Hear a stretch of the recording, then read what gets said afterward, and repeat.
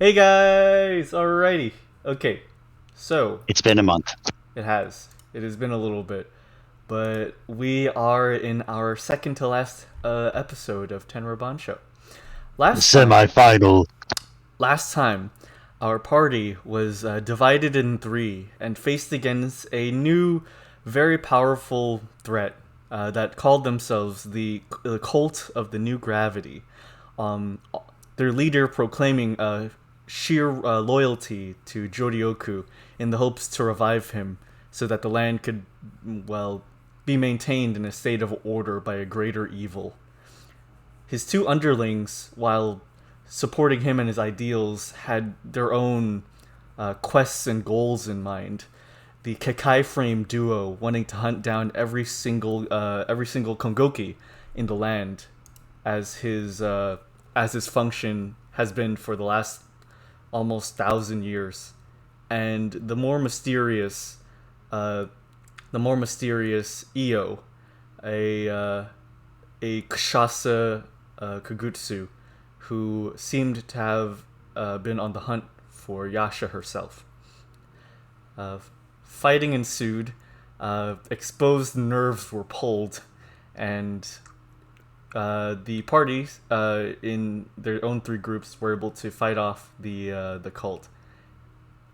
Uh, where we begin in this session will be right afterwards, where there is the chaos is subsiding from the battles, and everything is uh, coming to be calm once again. At the same time, the rivaling group of the parties, the Nikuo's shinobi as well as Jozu accompanying them, have gone to attempt to fight Jorioku themselves, and have all been handedly defeated. They are on their way back now, from their their sheer loss. I will start with you. I'll start with you, Yasha. It's nothing much, but you're standing over the now corpse of Io. Um, Her legs and arms have essentially crumbled away, and you detect no bit of life coming from her. There is a crater that you've created in the wall next to you out of anger of her existence, or at least the existence of others like you. Uh, for a moment, everything is almost black, like you can't see the world around you. You see something like an essence of yourself, almost a ball of pure green, or sorry, of pure purple. Uh, it floats there in this almost eternal space of nothingness, and from that darkness comes a much smaller, much meeker presence, a small orb of green, and it approaches the purple, and it comes closer and closer until it's finally absorbed into the purple, and the flame emitted from the orb almost doubles in its strength for just a moment before subsiding once again. It's as though something has become one with you now. Everything goes back to normal for you, and you find that a bunch of the authorities for Makigai are now approaching you, just going, "Oh, thank you for fighting that off. Did you know who she was or what her goal was?" One of the guards asks. Um, well, ultimately, I did not know who she was, but it seems like she was part of a cult that had the goal of reviving the new gravity. Really? The cult of the new gravity? They've been a thorn in our sides for about a few years now. He looks down at the now lifeless body of wood. Huh. Well, thank you. Uh, A stray passerby walks into this alleyway. It's an alleyway, right? yeah. Or like a little. They seem to have like like a frail older man. Oh, fight! Ooh, firewood! Oh, god And they damn start it. take. And if at the very first, I mean, we're all there for the very first session. It happens strangely enough. To whoever remembers seeing a man roll away with a bunch of timber from a temple, well, this happens to be the very same man, and they take a few pieces of the dislodged limbs off The, of. the guards immediately begin like swiping it away from him. Hey, no. This is meant for Oh, proper oh, disposal from proper oh, authorities, which is us, oh, old oh, timer. oh, okay. Well, here, take this coin. And, oh, I dropped it. It's there at your feet. One of the other the guard exasperatedly just leans over. Just take this guy away. He takes the rest of the wood and puts in the wheelbarrow and runs away. Hey, get back here! Good eating tonight! What's up? I'm actually going to chase after him. Oh, okay. Oh boy. Yasha the begins. first lady! Yasha, you're chasing a very meek old man with a wheelbarrow full of wood. He is attempting to steal away Eo's now lifeless body. I don't even need you to roll. I think you could. I think you just catch up to him. Seeing that she's gaining, he starts to take some of the smaller pieces and puts it in his cloak. Do I notice that after chasing after him? Can you roll for notice with a success rate of 1? Oh no! How will I ever roll that? How will we ever financially recover? Well, notice is. I mean, he only has just like an arm, not the whole body. How will I roll? Oh, I'll roll Does for you, it man. matter?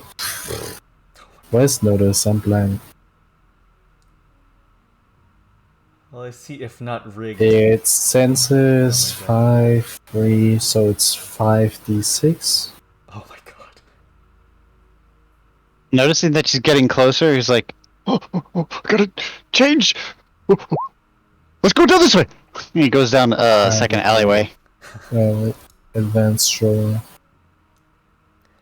How? Well, I mean, that's not really gonna matter. I'm still gonna catch up to it. Yeah. Oddly enough, there's a manhole that's open, and he just dives right in with a wheelbarrow. Well, I'm not fucking letting him go with her body. wait. No, hold on. Okay, in this case, Yasha, roll. Let's see. I would like you to just roll movement with a success rate of 2. Oh well, 1, because again, this is just an old dude with a ginormous wheelbarrow. Wait, movement. Movement. Yeah, 3, 7. Okay. I need to remember how to use the advanced stat. Oh yeah. Roll. No worries. So 76 and They used the notice before to see that they're pocketing things, right? Yeah. and I got exactly 1 success. They would also see that this is a really strange wheelbarrow. Like, it's not hovering, but you see that the old man also has his hand near some type of indentation on the side of one of the lips, and he presses something while he's just about to go down this manhole. Okay. Wait, is this correct? 4 successes. Yeah. Oh, 4 successes. Does the old man roll? No, because I determined the challenge rating. Okay. So if it's 4 successes versus 1 required, as he's jumping down, he does successfully slip into the hole, but your arm just breaks through the ground at the angle at which to catch him. Jesus. So what the old man sees is a Kugutsu's arm coming out of the wall of the of the sewerway, and as you drag him up, the stone of the ground like separates from your arm, like as though you're like dividing it, and you pull him up as the dust and stone just kind of falls off your arm, and he's kind of dangling there as though a cat by the gruff. The barrow is still above ground. You're kind of just dangling him at this point, Yasha. I mean, he's like his other hands are like holding on to the wheelbarrow, Okay. as if like it's like a life vest. Okay. Are you sure you have sinned? I've done no wrong. What do you want? I just want to be warm at home. You are defiling a corpse. A corpse is good timber. I am not letting you. Okay, here, take this. Take the really strange arm-looking wood. Can Curse upon you! You stay cold forever, you heartless tree woman! And he just tries to like shrug free and just go back into the manhole with whatever remaining wood.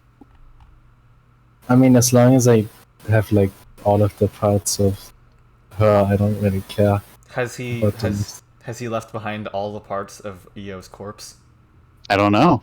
Is he looking? Is Yasha looking at the arm?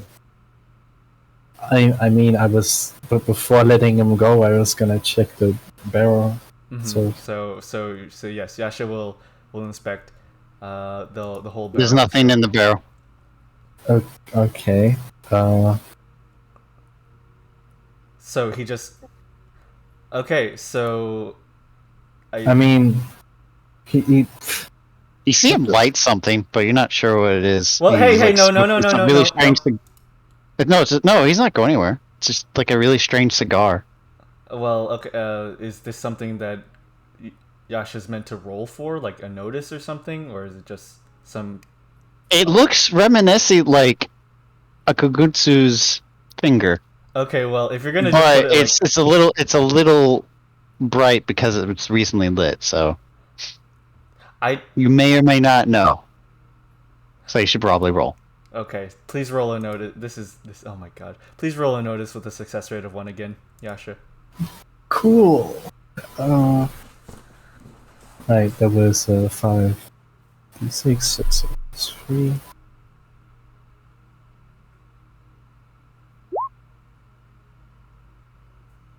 By the actually, way, this is wrong. Yeah. Yeah, it's less than. But you got 3 successes anyways. So I mean, okay, cool.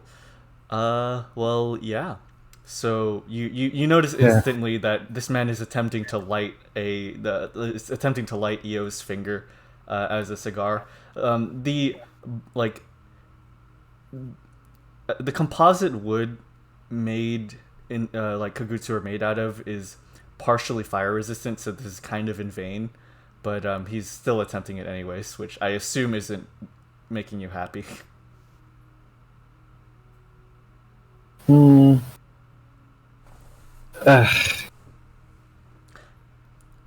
It's like cedar.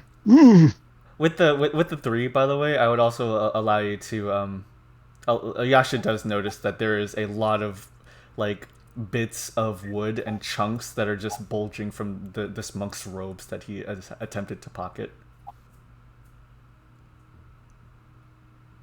Is he wearing anything below? You know what? No, I don't care. Let him go! I'm just gonna... Oh! Well, not curse upon you! Stay warm the rest of your life! What? Wait a minute. Oh! Yes? So... Why are you stealing a corpse? I'm actually having trouble processing this. Because... my family needs wood to stay warm. It's awfully cold in the winter. This does not justify you stealing a Konghoki. Well, I can't exactly take off a normal person. They're not made of wood. I mean, she's going to get buried anyhow. Well, I fought an honorable duel with her, and I do not intend. Fine. I will be taking your barrel. Wait, what? Why? I cannot transport all of this wood just Wait. like this. What? That's. Oh, I gave you the arm, and you could take the finger. That's all I took. He only took an arm. Really?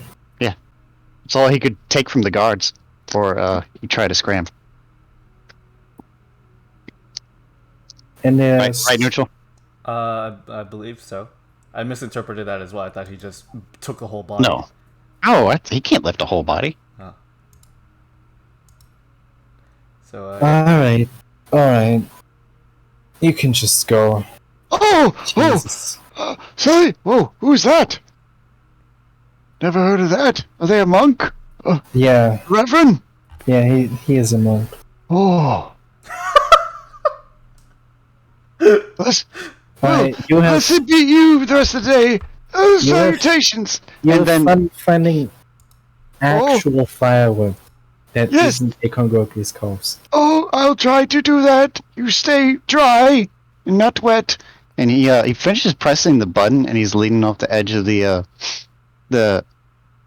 manhole cover to go down, and it, like, he hops in the barrel, the wheels pull into it, and it becomes a submersible, and he falls down into whatever abyss of water would be. Okay.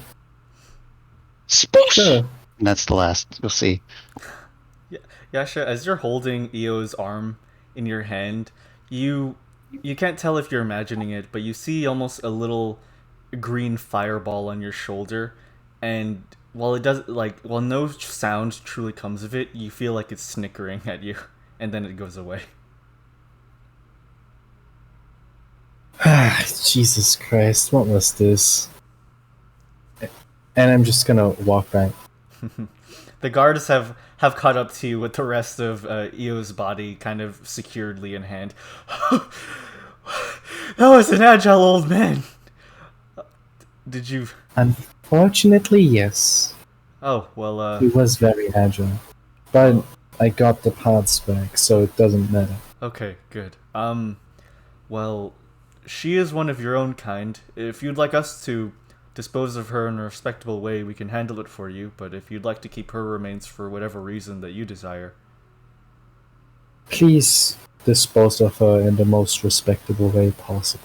The guards raise their visors so you can see their face, and they close their eyes and they bow to you, and they take the last arm, and they kind of wave, and while they're waving, they almost drop the body, and they kind of catch it back in hand, and then they fumble and walk away.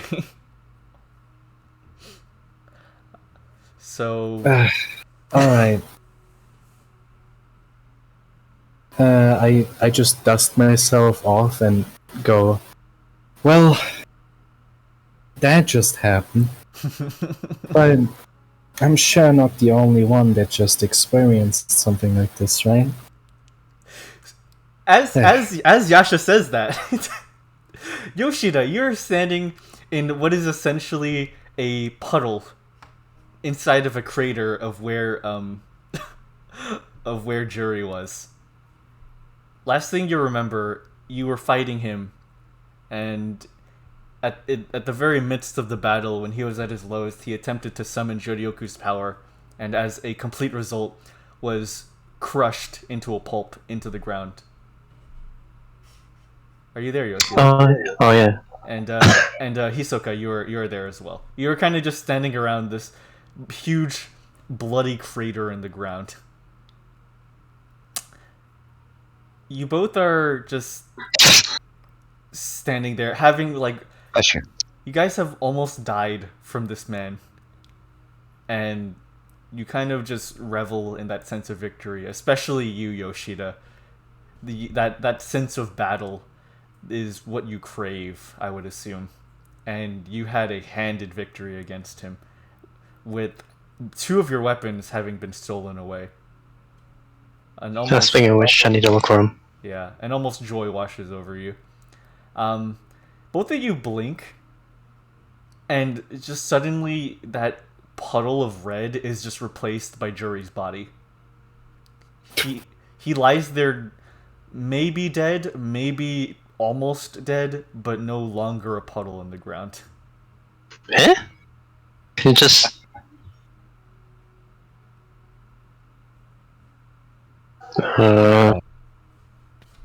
But Okay, with my gun. he lays there essentially almost lifeless.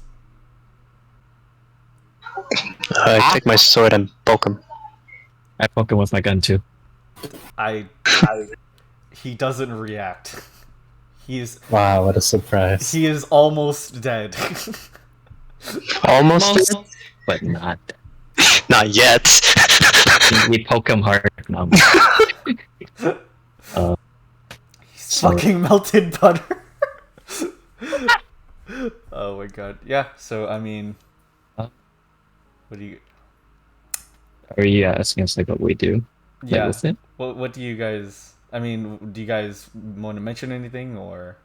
Because I thought you... Can I search him? Like, Sure. anything? He has on him, aside from his robe, he has his visor, which is almost like a pair of like goggles that kind of... All they do is they kind of have a single eye like glow on it, and wherever he looks is where on the visor the singular eye like follows.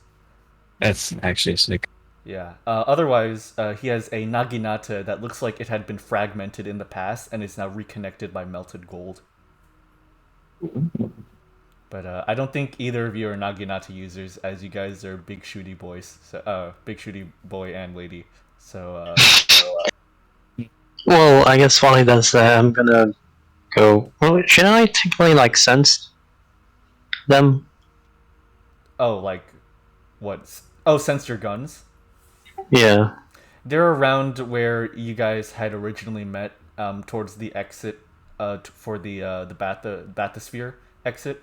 It's around where you and your party were before you all split to watch the monitors. I'm just gonna let him leave it there and... I guess wipe the blood on my face and just head into the direction. As you're, so you separate away from Hisoka, and while you're walking Wait. away, what's up? No, I follow. The man's naked by now. Okay, so Hisoka takes this Oni's just all of his clothing and his mono eye goggles. And I've Alrighty. stepped Dang. into the body to clear me him. Oh man, you see like all of the guards are kind of just gathering around Juri's body and just putting like the usual like cuffs as well as seal papers on his body to make sure he doesn't try anything, and they begin taking him away. As one other guard goes like, "Well, we'll take care of the rest of this. Thank you for resolving it," and he kind of waves at you guys. If you guys want to reflect. Yeah, I don't think they're paying attention. Yeah.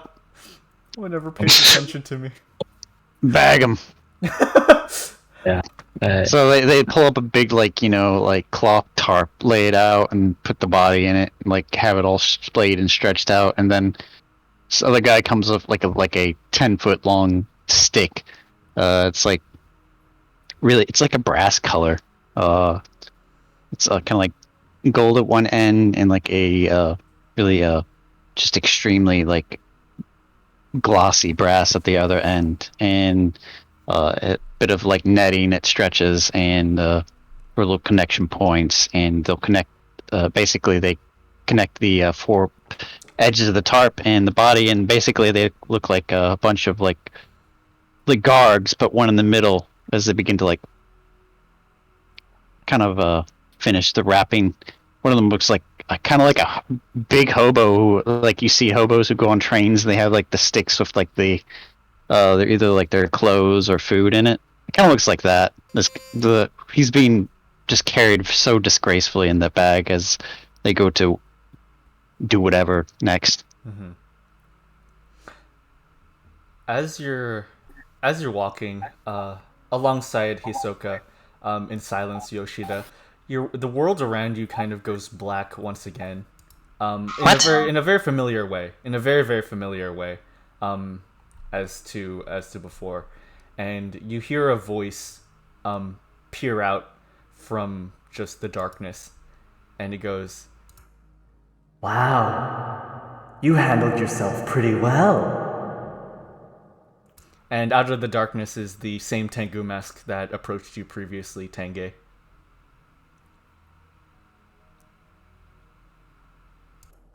"You're quite powerful, Yoshida. Great job. I'd clap, but I don't have hands."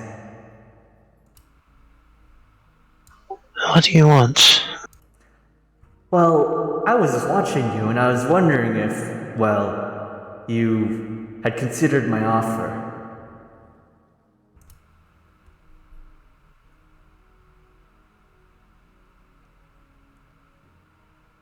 Wait, sorry. Can you say what was it? I kind of forgot.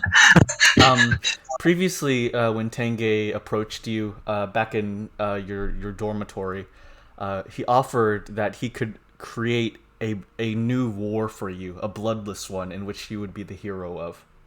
Take notes. It's okay. I'm okay with reminding.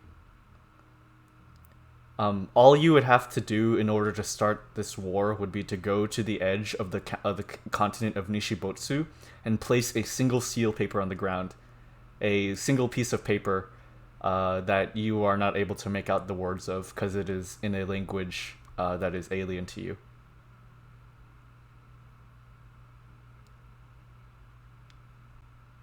"Well, have you considered it? I mean, obviously..." Yeah, Tenge looks towards the area behind. Tenge looks towards the area behind you, where you had your fight with Juri. "You're obviously born to be a warrior. You take care of him handedly."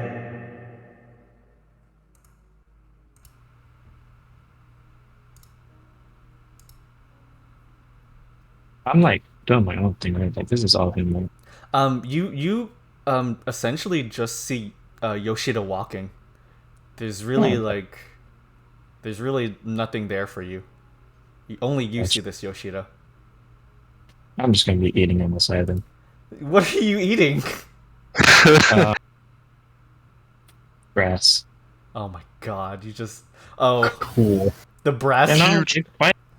The brass from your gun? Oh no, you shoot soul Ah. gems. Oh, okay. Okay, I'm just munching on soul gems. Oh my god, that can't be healthy. I don't. I feel like you should take damage for that or something. Okay, roll. Please roll like a d4 purse. You have an iron stomach, but you should take damage as these are literally used to enhance people's souls and that they explode. Like, I think there should be... Please roll a d4 and take whatever damage you roll from the d4. Okay. Let's see. D4, not a D6, and that is all the D6s. Oh no. Okay, do a d6, dude. Okay. Oh, okay. Oh my gosh. No, it's okay. D6? D6? You No, still have your HP from last fight?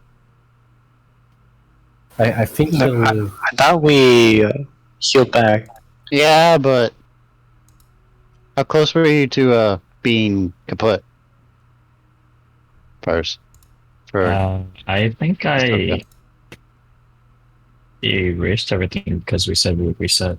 Yep. Okay, well, do you remember how badly injured you might have been? That was pretty bad injury.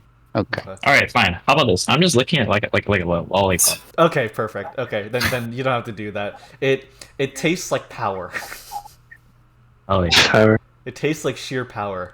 Speaking of wanting to taste power, I don't like being given the silent treatment, Yoshida. What's on that seal? Wait, is it just any seal? Or is he supposed to give me a seal, or am I just supposed to get any seal? He has given it to you already. It is a... Alright, it's in my inventory. What the fuck is this seal doing in the street? Get this thing out the fucking street! The seal tries to tail smack you. And then it starts to waddle away. Somebody get that fucking seal! Get that motherfucker! He turned my brother into a hat! You guys are passed up by just a bunch of civilians chasing a very rare sea animal that found its way into Makigai. Hisoka, you feel it could be delicious if you come across it again later. Please take an Nike shit. Wait, see it? The fuck is a seal getting a Nike shit? Yeah, it's not a recurring character. But what's up, Purrs? Oh no, I was just asking if I saw it. Oh yeah, you both see this. It is quite visible. Wait, I thought it was in darkness. Well, yeah, but like the darkness fades away just for a moment so that you see it. And Tenga almost loses concentration. He's like, what the fuck is that thing? I mean, Yoshida. Alright, yeah, what's on the seal? In order for me to trust you with that information, you need to trust me first.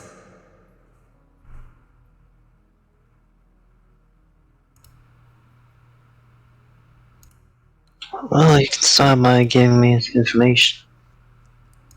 How about this, Yoshida? To prove to you that I'm much friendlier than you take me for, you're having an upcoming battle with Juryoku, right?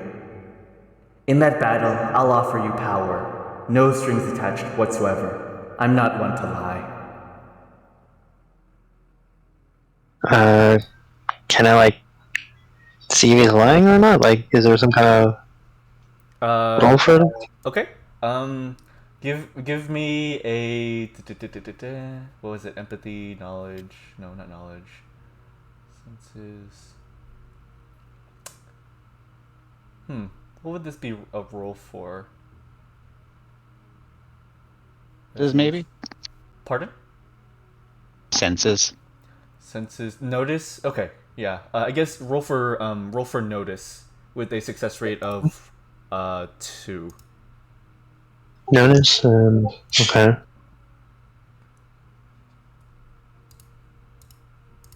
Table tennis.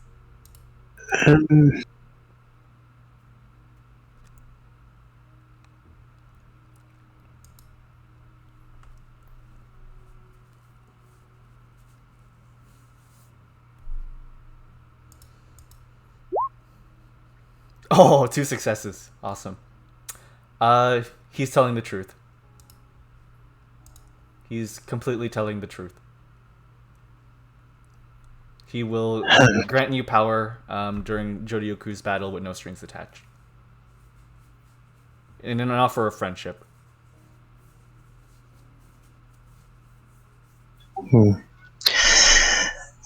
Very well. I'm here to help you, Yoshida. You've come across tough times, I understand that. So have I. I feel like a relationship can be very beneficial for the both of us. Just consider it. I just nod my head. He says some last words before the darkness begins to subside, and he bellows back into it. And keep in mind, if you don't do it, I'll find someone else, and they'll be the hero, not you. And the darkness dissipates. I guess continue along. Mm-hmm. Yeah. So you guys continue walking away, and as you guys are walking, you just a bunch of civilians begin just encircling, like just to your guys' left and right, as you guys kind of just hear them whispering, like, "Is that those two are from the Nameless team?" Yeah. Oh my God, they just beat the cult of the New Gravity. And you just hear a bunch of murmurs and whispers about. Who are they? Yeah, who are they? That's the team without a name. Oh, who are they? Wow. And just a bunch of just more whispers and whispers as you guys kind of go along to meet back with the rest of your group. Bocchi. This is a fairly little simple thing if you're able to just answer on text, which I'll just read out loud. Good to know.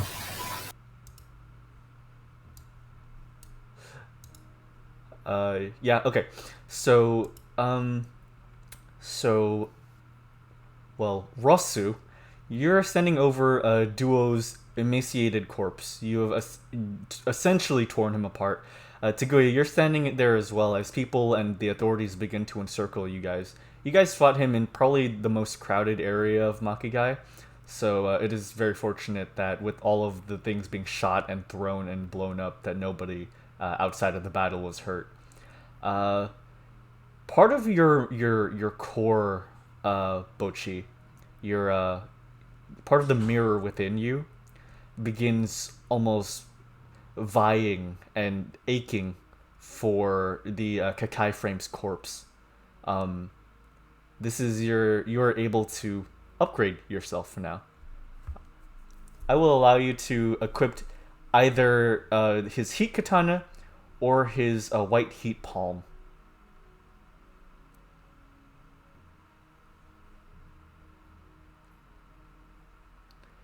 I give Dan Dentures the heat katana.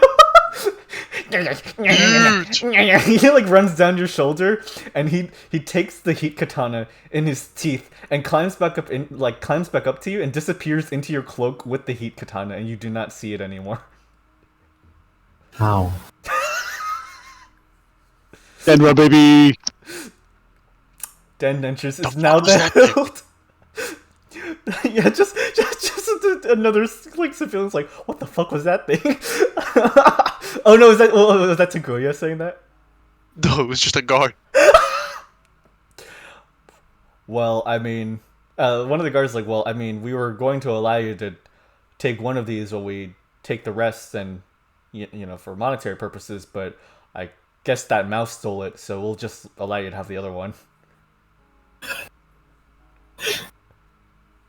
That's business, baby. That's how we do it. Bocchi says, "Don't worry, it's payment for the nerve surgery." Okay, so I'm gonna just completely allow that. Okay, so Dan took the heated katana, and I guess you will take the white heat palm, Bocchi. Fuck yeah! God damn it.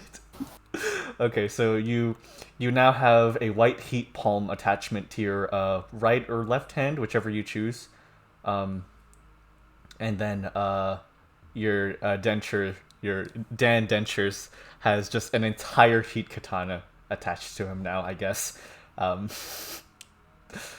Well, man, I didn't expect mice to ever be down here, but you know, times are unfortunate, I guess.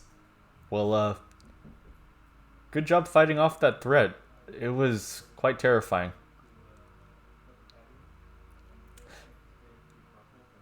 Hi, he says. So, yeah, so Bocchi and you as well. Oh, Bocchi says, don't worry, he was just a patient. Oh, a patient. The dude looks at, like, the chest of this Konghoki, and it has a like several wires that have just been torn out of it, like reaching all the way to the arm. Like there is just divided metal. Yeah, my buddy here's a doctor. He's a good doctor. Can soul mirrors go critical? Soul mirrors cannot go critical, no. Okay. They're more of a way to yeah. They kind of concentrate a soul into a single spot rather than provide energy. So they kind of just look at it, and both you, Bocchi, medical career is dangerous. Yeah. What's the name of your practice, by the way, Konghoki? You're from the Nameless team, aren't you?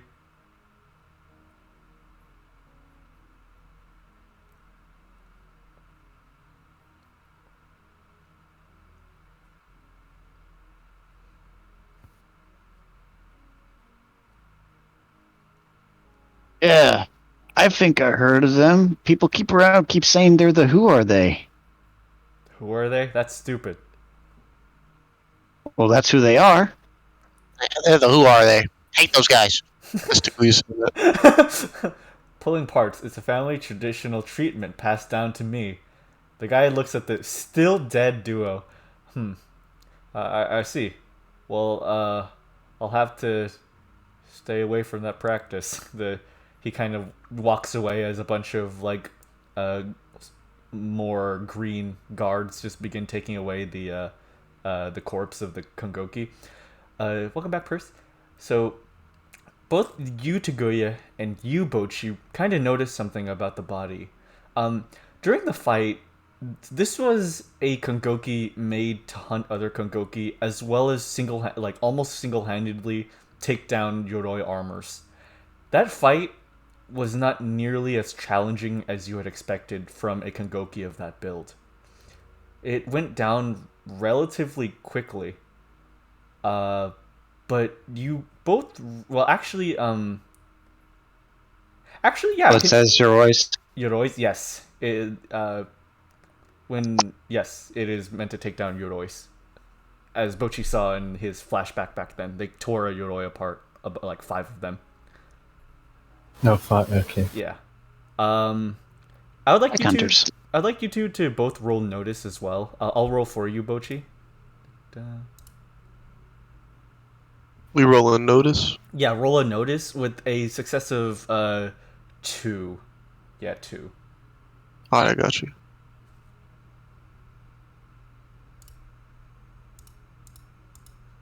We do D6s, right? Yeah, D6s. Yes. I got you. I think this is right. Okay. Yeah, 7. Yep. Wow. Damn, that's yeah. You both succeed. Tiguya, you succeed handedly. Shiroi gets 2 successes, so you both pass. You both noticed where previously the Konghoki you fought had 3 faces, one for a third rotation away from each other. You now see that the Konghoki's head is 2 faces, the mask completely opposite from each other. The smiling mask is now completely gone. That's not right. That's not how it's supposed to be. I mean, it looked different before. Guards. Any guards? Hello, guards. Oh, yeah. What is it, Shinobi? One of its faces are missing. One of its faces? Yeah, it's missing. It had 3 faces, and now it has 2. Oh. It has 2 faces. It had 3 before. What happened? Where'd it go? Where'd the face go? I pointed at him. Did you take it? No. Another guard. You No? took the face? No. What? Why me? Are you lying? No. You lying to me? No. Hey. No. Stop. Hey. No. One of the took the guards face. kneels down and says, "Sir, this is a Kakai frame." Oh, a Kakai frame. The switchers, right? Yeah. Well, yeah. One of the faces is missing. Did you take it? No. the sergeant, the sergeant riles up. No, I didn't. So Maybe to not interrupt, but to give context, while Bocchi was basically throwing the final blow, and before the mirror fragmented, I did give instance that they saw a glimmer kind of like shoot past them. It was very brief, and very almost like not the speed of light, but just it felt slow at first, and then it just zoomed off into wherever. So you guys. Bocchi would know what may have happened, but they at least see that something occurred during the fight.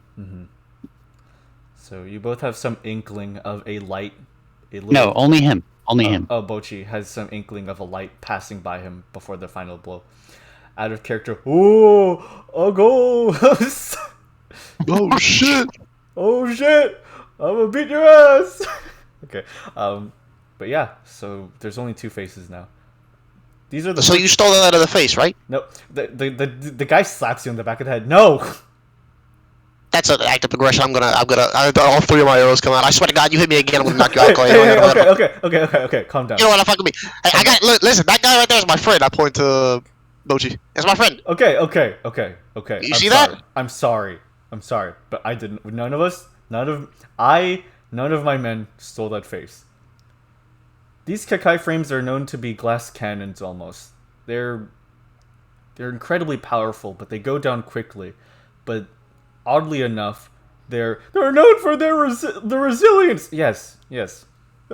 Sorry, he's a mechanical fanatic.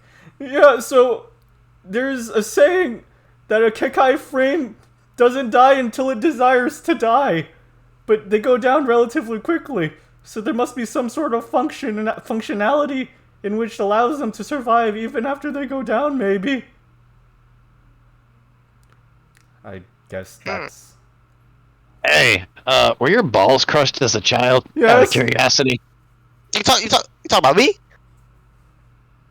No. Okay. Yeah, okay. Yeah. I got This him. is, yeah, the one that's talking, Jenkins. Yeah, they were. Damn, Jenkins, that's I've missed them. That really sucks, Jenkins.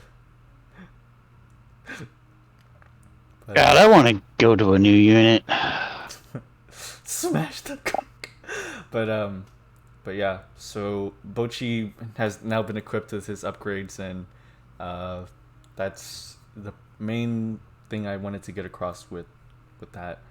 Eventually, all of you finally gather after about an hour of the chaos of the bodies being taken, and just of searching through the ginormous scale of this, well, hallway city, and you guys finally meet up after this hour, and about at this time, the bathysphere, from which the Desert Shinobi team went out on, has returned. People crowd around them as both Gall and Cho are just taken away on rolling beds. Just at the same time, doctors just covering them in bandages and patches in needed areas, and Onmyoji Annelid healers are just like have their medical insects just covering them, just looking for any spots that need further healing.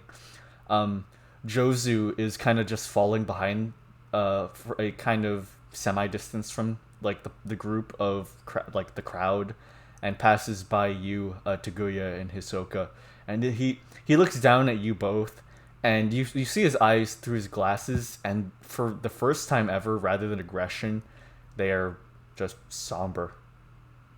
And Big buddy, you all right?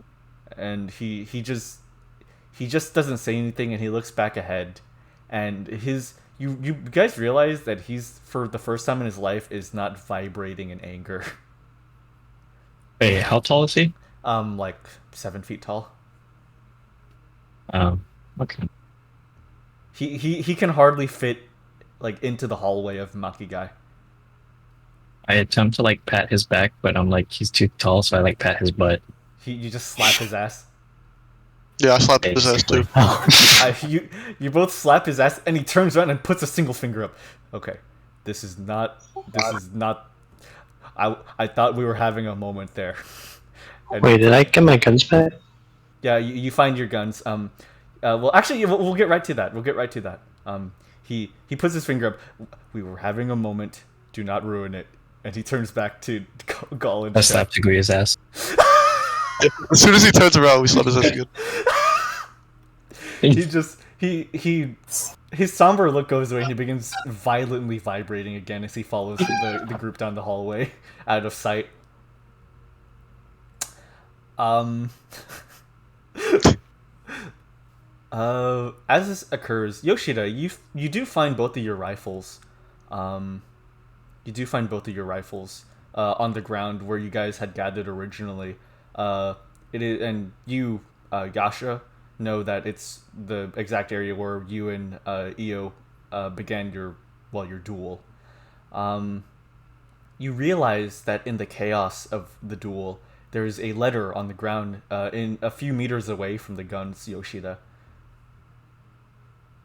I guess pick it up.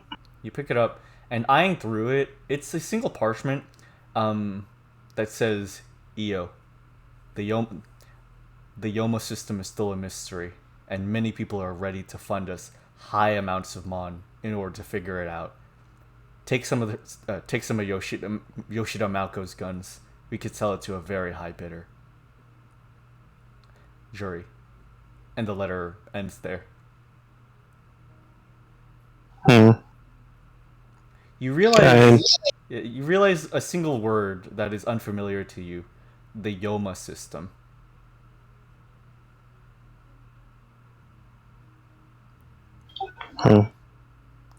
But other than that, your guns are both in perfect shape, and they reconnect to the the chip within your body, and you're able to control them once again.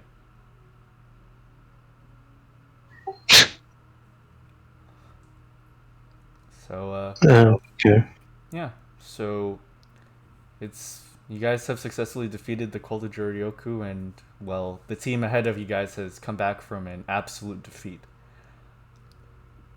A little bit of time passes, about 4 days. Would you guys want to do anything in between those days? Anything in particular that you guys?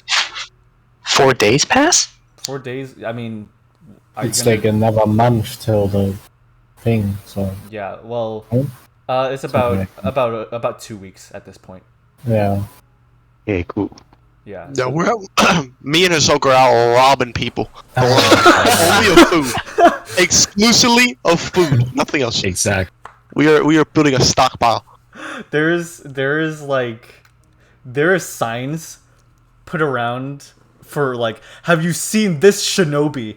And each sign has a completely different sketch on them as Hisoka is feeding them just incorrect descriptions.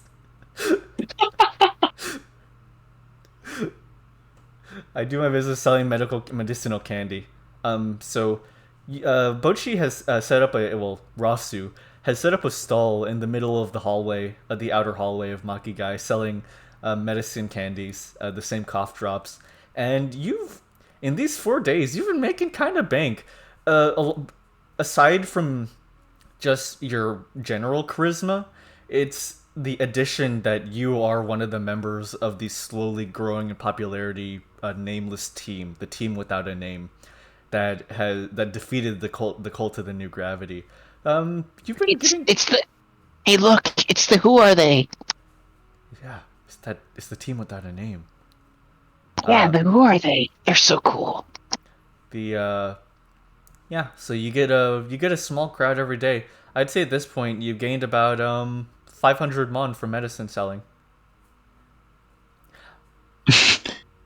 Dan Denture starts clacking.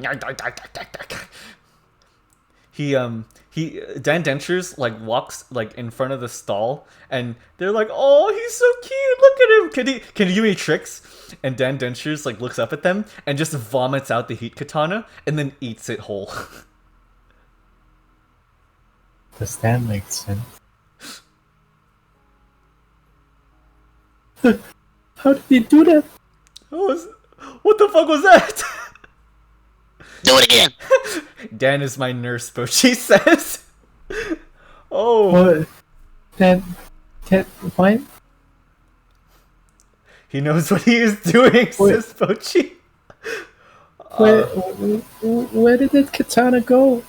The pair of dentures looks up at that person that asked that, and he goes, "Nyar, nyar. Yeah." And it just burps fire. Yeah! Yeah, let's go! I love that! Yeah! Alright! This is too much for me. Faints at the spot. Yeah! This dude's screaming while dragging them away. Yeah! Whoa, let's go! Alright! Alright! Dan Dentures is my boy! That's my boy! They like one of the dudes rips off his shirt and he's wearing a Dan Dentures t-shirt underneath. This I increased business by 20%. I love you, Dan. And Dan looks up at you like, There's somebody opened a tattoo parlor outside of the Bocchi spot. The tattoo and Dan Dentures for everybody that comes by. Okay, I get shit for Ratbag and I get shit for Moo. I get shit for Moo, for real. I get shit for you. Thank you. Yay! I get shit. Okay. But yeah. So where do I keep these again? There you are. Bloop. That's my 6th Aikichi. Yay. Okay. I get shit ridiculous. Okay, we're just kidding. Oh my god. I don't give a fuck. That shit is awesome. Please let me bury your children, Dan. Dan being my only son I love, and Vicky being my only creation that I think hasn't done any wrong. Just a cutaway to Dead Silent, which is just ruins. So yeah. I'd like to point out that whoever is like ventured out into like the town, you do notice a bunch of like warning signs, like we are looking for 2 shinobi that have been on a food spree, and you see like 2 illustrations. One is of a man with a very sharp chin and a mohawk, and the other one is of a dude with a ginormous brain and like a nose that goes into like that has like 5 nose rings. Be careful, Hisoka. Be on the watch for those guys. They're dangerous. They look dangerous. Oh, I hate to do this, but please take another Aikichi. God damn it. Okay. I say as we rob another bread store completely blind. There's no bread in the store. None. May I add? Oh, go ahead. Oh, I was just gonna say, like, as you take all of the bread and put it in your bags, and the baker turns around and he's like, "Oh, and here's the bread you ordered." As you put in a single order of a very cheap piece of bread for like 2 mon, and he puts it over the counter and he says, "Oh, by the way, careful! There are 2 shinobi going around stealing everyone blind." Yeah, I'm scared of those guys. I saw what they look like. They look menacing. What do you think, Hisoka? He's like talking to them. I'm just like holding bags and bags of bread as I'm exiting. That's some real scary people, man. Hey, you be careful though. Honestly, if you need us, hey, my name is Tiguya Quasimoto, professional assassin. That's Hisoka, professional assassin. If you need our help, call us. We got you, man. Thank you. It's an honor. It's an honor. Of course, man. It's an honor to be here. Yeah. I say as I walk out of there with a backpack full of bread. And like as the man is standing there with his hands on his hips, just waving at you guys as you go by, he just stands there for a moment in silence and he goes, "Wait." Anything out of character, literally Bocchi would not know who the fuck they're looking for.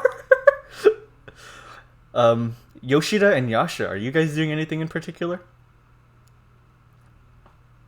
Well, I'm not sure if you like. Is it possible for me to like get another gun, rifle? But you stole them, didn't you? Hmm? I thought you stole them. I sold my guns? Stole. S-T-O-L-E. I didn't steal my guns. Io stole them away, and Yasha. Yoshida. No, backstory. Oh no. No, I made them. Yeah, Okay. yeah. Yoshida made them. And like, can I like make another like rifle? For the sake of my blood pressure, I'm going to. No. I'm going to say that you do not have the available materials in this underwater city. I mean, think about it. You need like various types of like soul gems that are crafted for. But they're not made of soul gems. No, yeah, they are normal non-soul gem guns, but it's that you don't have the materials to. Soul gems can be micro components for various armaments, not just be called straight up a soul rifle or a soul cannon or soul blades, etc. Soul gems aren't necessarily always going to be like, you know, your like opal-sized gem you insert into your body, like the samurai or etc. They can be in various like sizes: large, medium, small, micro. The point is, at the moment, you do not have the materials to make another gun down here, and as well as align that gun to your chip that is installed within your body. But you do have the option to find ways to modify the guns that you have. Okay, actually, yeah. Then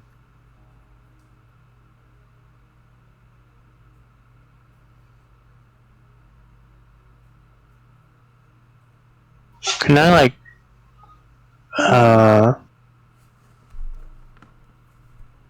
make it so like I know exactly where my guns are, like sort of like a sensor thing and like an alarm thing if they get out, like with within a certain range of you. Yeah. Okay. Okay, sure. Here, well, give me a moment. You would have to make some alt modifications to the chip you have inside yourself. Mm-hmm. So you'd have to go and that you'd have to be able to remove it, and then you have to go through the process of trying to alter it, and then successfully implant it back where it was before. So you're gonna have to do at least 3 checks. Does that seem fair? Neutral? So if you're going to do it by yourself, Yoshida, it'll be checks. But if you ask somebody to aid you, it's going to cost a lot of money. So, like how much? Okay, so for the operation to take it out, so this is a chip embedded into your body, right? Like your nervous system. Yeah. Jesus Christ. Okay, to take it out is going to be like, well, this is a nervous system operation, so I'm going to just go out and say like, it'll probably be 10,000 mon just to take it out and put it back in. Bruh. So 5,000 mon each. And then in order to ask somebody... I'm doing it myself. Okay. Difficulty checks of 5 and 6. No. Yeah. Okay, so this is... You're going to do nervous system surgery on yourself to take this out. I'll grant that you installed it in such a way that you anticipated to have to take it out again. So, let's see. How do we do this? I will say, each of you got about. Okay, so since the cult of Jordyoku was a big threat generally to Makigai, I'll say that every one of you got about 7,000 mon. Damn. Let me just make sure that that's like I'm making sure I'm not thinking about this in the perspective of gold in Yitri.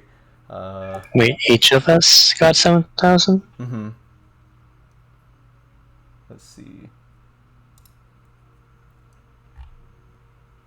DM didn't plan ahead. Bad DM. Bad DM. I know. I'm picking. Calm down. Okay. I'll just say 5,000, just as a safe number. I think that's a pretty fair amount. Yeah, I'll say each of you got about 5,000 mon, just for Okay. Yeah. Alrighty. So just keep that in mind, and yeah.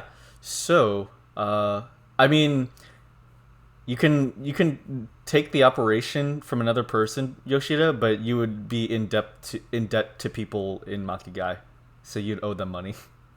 That is also nah. Alrighty. Okay, so you're gonna attempt to do this yourself. Yeah, sure. Alrighty. So, what would the stat be? Okay, so sitting in kind of the foyer, you sit down and take a sterile knife, or like it is under your skin, right? There's no opening from which to take it out or anything. It's like Is your character maxed? I didn't think this far ahead. Well, this is the time too. This is the time. It is surgically inserted into you, right? This is the time to make the stuff up on the fly. I mean,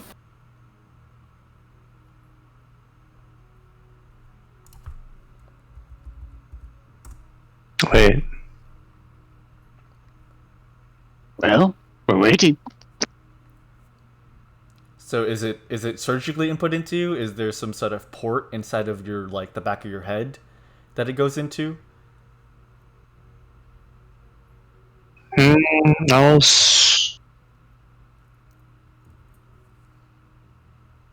I was thinking like, I guess like surgically put into. Okay.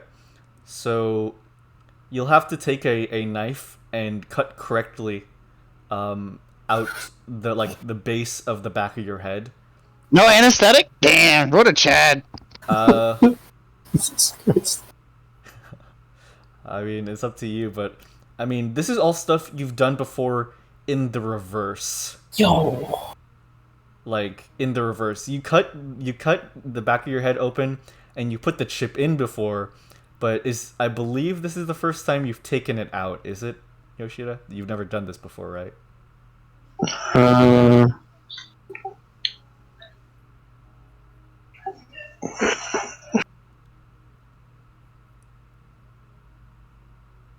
All right. Well, to keep this within relative time frame, we'll give you. I, as the co-DM, will give you 10 minutes to figure out how you want to do this,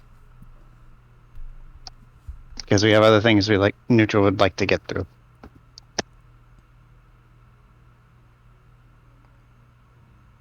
Well, just like.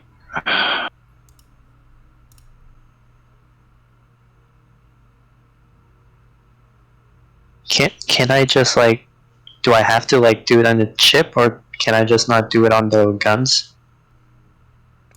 Okay, so if you do it on your guns, then it's going to be something much more rudimentary. If you did it on your chip, it would be like, oh, you notice it immediately. But if it's on your guns, it's something that's going to be rudimentary, like an actual like physical alarm, like loud. There might be a bit of lag. And between the time that you might notice it to make it like make sense. Yeah. The addition to your guns is going to be relatively rudimentary. It's something that you can't sense from yourself. It's something that the guns have to give off. So these aren't 5G guns. These are Bluetooth guns. So there's a bit more delay. So I'm not saying that Bluetooth is completely useless. I'm just saying. Okay, so yeah, so essentially, yeah, you can do it directly on your guns, but it's going to be something more rudimentary, is all I'm saying. So, you want to do it to your guns? It's much safer, much cheaper, but it's again just a bit simpler in design. So to help you out and speed this up, a good example I would provide is installing just a simple buzzer sound or like a ringing sound that, if it ever leaves your proximity, that outside of your own knowledge and perception, it would make like a chiming sound. And it would be up to you to like making a notice check to see if you hear the chime or the ringing or not. That seem fair?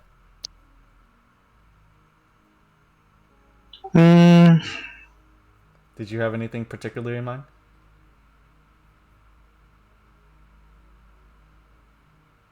Not really, but yes. All right, let's just. I guess I'll do the operation. Okay. Oh boy. If I die, I die. Okay. Alrighty. I'm going to have to ask you. Wait. Why are you doing this? Oh, is this in character as Yasha or? No, this is out of character. Just are we all there?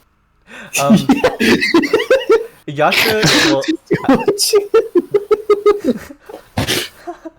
Well, yeah. Actually, do you do this at a time where everyone is there or where everyone is out, Yoshida? Oh, I do it by myself. Okay. Well, Yasha is still at the dorm, I'm going to assume, because you don't really leave your dorm that much, do you, Yasha? Let's just say I'm currently meditating with all my gunpowder placed in a circle.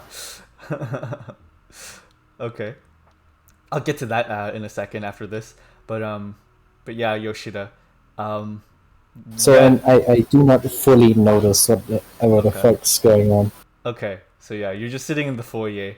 Like I just don't like it when like I don't notice my guns are missing. Yeah, of course.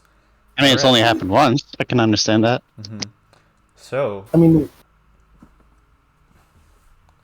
Alrighty. So I would like you to roll a first aid with a success rate of 5 to cut the back of your head open and take the chip out safely. First aid? First aid. Unless you can choose a better stat for you. Or justify a better stat. Or justify a better stat. What fits the archetype? Let's find out. I think that's probably the best one. My best chance, maybe. Alrighty. Oh boy. You don't want any help. This is the last time the Cody will say anything. Do you want any assistance or help? At all? Like a second pair of eyes out of your party members, your associates, your colleagues. Is anyone like a doctor or something? You know, yeah. We do have. No, we have no doctor. we have a person who is a doctor. Yes, we have. He just sells like.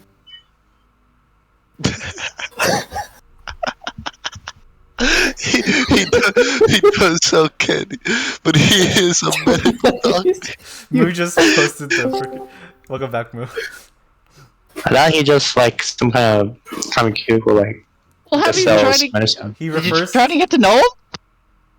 He's a medical doctor. He refers to himself as Dr. Shiroi Bocchi. He introduced himself as Dr. Shiroi Bocchi. He is a doctor. This shit. You could ask him.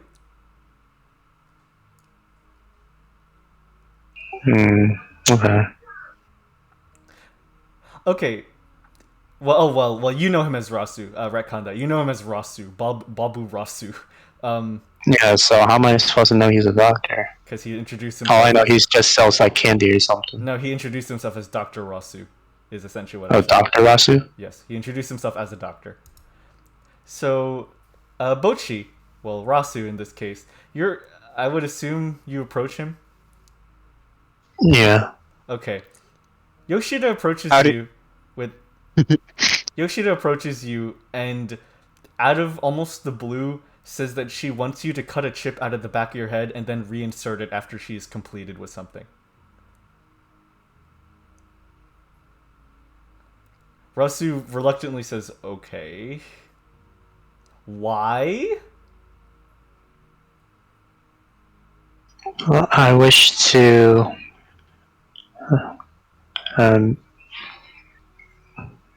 improve our chances of winning against a possible future.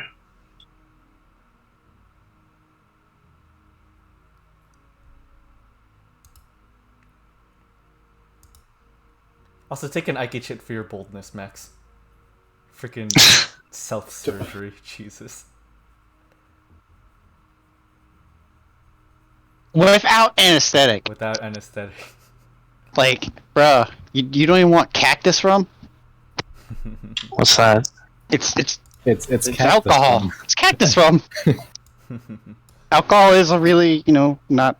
It's sort of a anesthetic because. And that's. What's the condition? Okay. Alright, I can do it, but on one condition, he says. Try this. I hand him a black candy. Okay, Yoshida, no! You receive a black candy. You have to eat it, or Bocchi will not do it. Or, Rosu will not do it.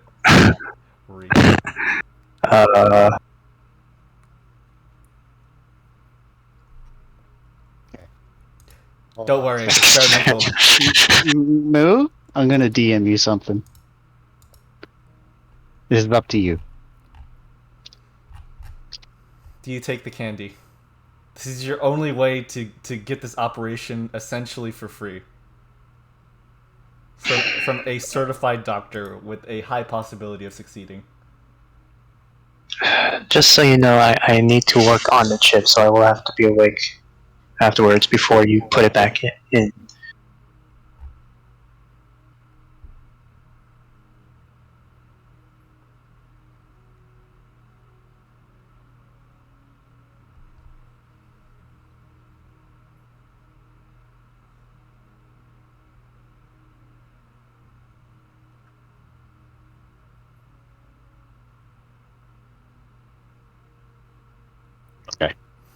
Um, uh, just so you know, I will need to work on the chip before you put it back in. So, this won't like make me black out or anything. What is it?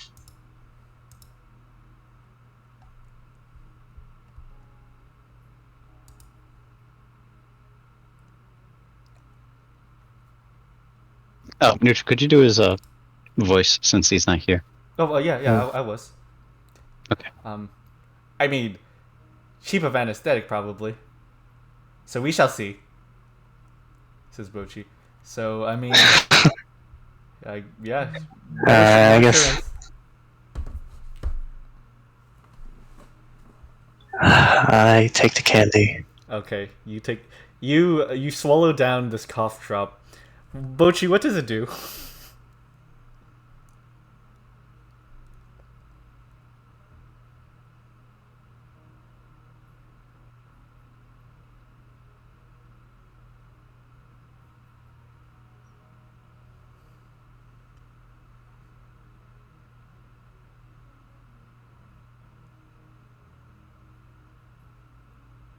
Oh boy.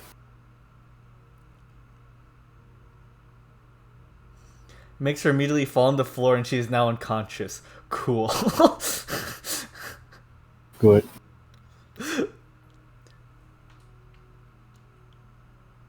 Cheap of anesthetic. Oh, gotcha. Okay. So that was an anesthetic candy. Pretty neat. Okay. So Yoshida has now just passed out.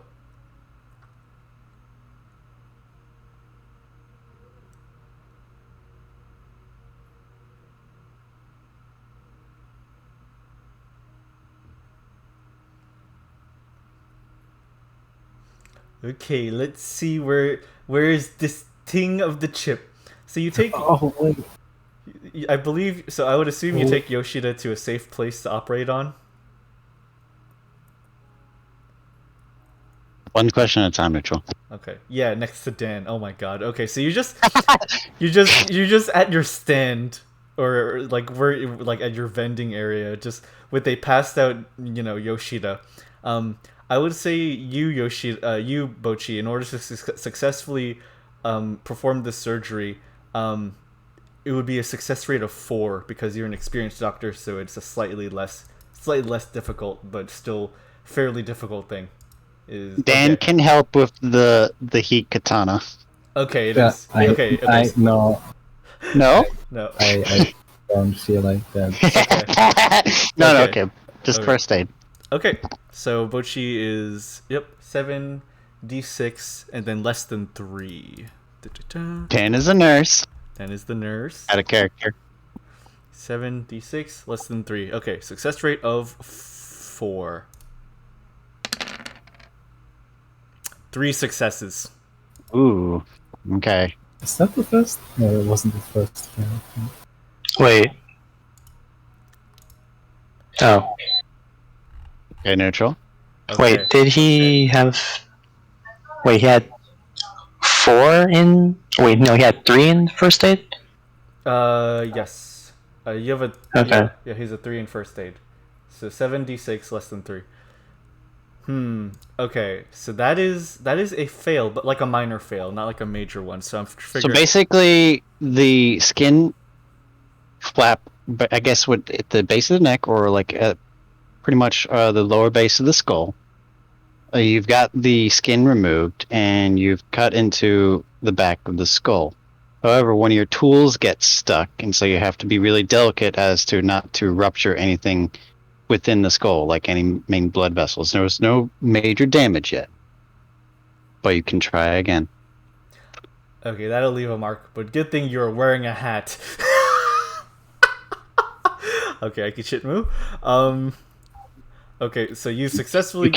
Don't forget, you can use Aiki chits for things like these. Would you like to use an Aiki chit to enhance that roll, Muski? Hi.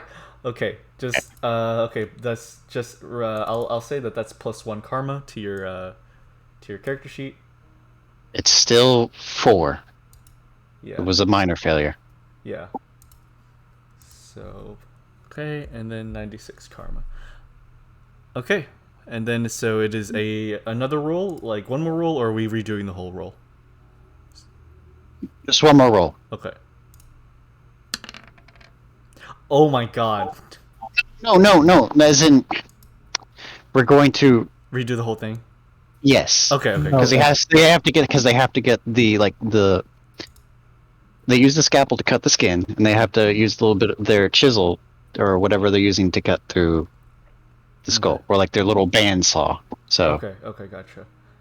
So it's basically the failure is trying to not go further in, but take it out very slowly. Okay, gotcha. The next attempt would be to retry. Okay, gotcha.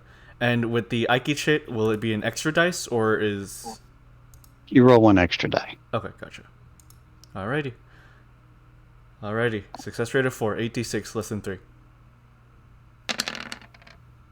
6 successes! Bocchi, after some fumbling, you manage to almost cleanly take the chip out. It is, of course, covered in blood, but you've managed to take it out with maybe a little bit of scarring, but nothing too bad. The chip is, from what you can see, intact. Bocchi's eyes are glowing red, but it's like blinking memories of some sort of medical scene when he's wearing some bloody gloves. Bocchi has some flashback to the past where he's wearing bloody gloves. You come back to the present, and the chip is now within your hands, safe.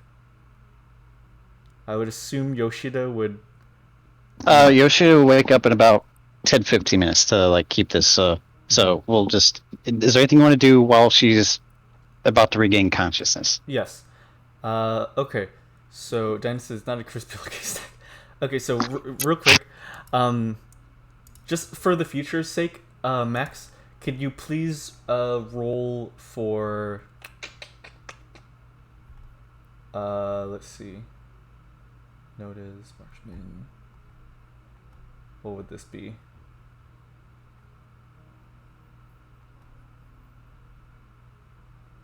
I guess this would be station? No. Pillow arts. Information. Oh yeah, let's improve those. No, you know this will just be marksman. Can you roll a marksman with a success? Can you roll for marksman with a success rate of 5? Or with 5 as the success rate. For the future when you're like attempting to upgrade your chip. Oh, okay. So in the meantime, Yasha, this is the first time that you're meditating since your fight with. Very nice. This is the first time you're meditating since your fight with Io, and as you're sitting there with all of your miniature Yoroi like surrounding you, all I'm saying is across from you do see the silhouette of another Kugutsu that is similar to you, that you hadn't seen there before. It is essentially mirroring whatever pose of meditation that you have. Alright. That's essentially all there is. You just from this point you just begin seeing this silhouette across from you, and peering behind that silhouette for only but a moment, you see about 12 other silhouettes that appear for but a moment then disappear.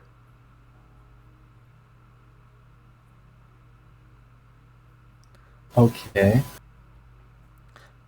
Back to you, Yoshida. You're now wide awake.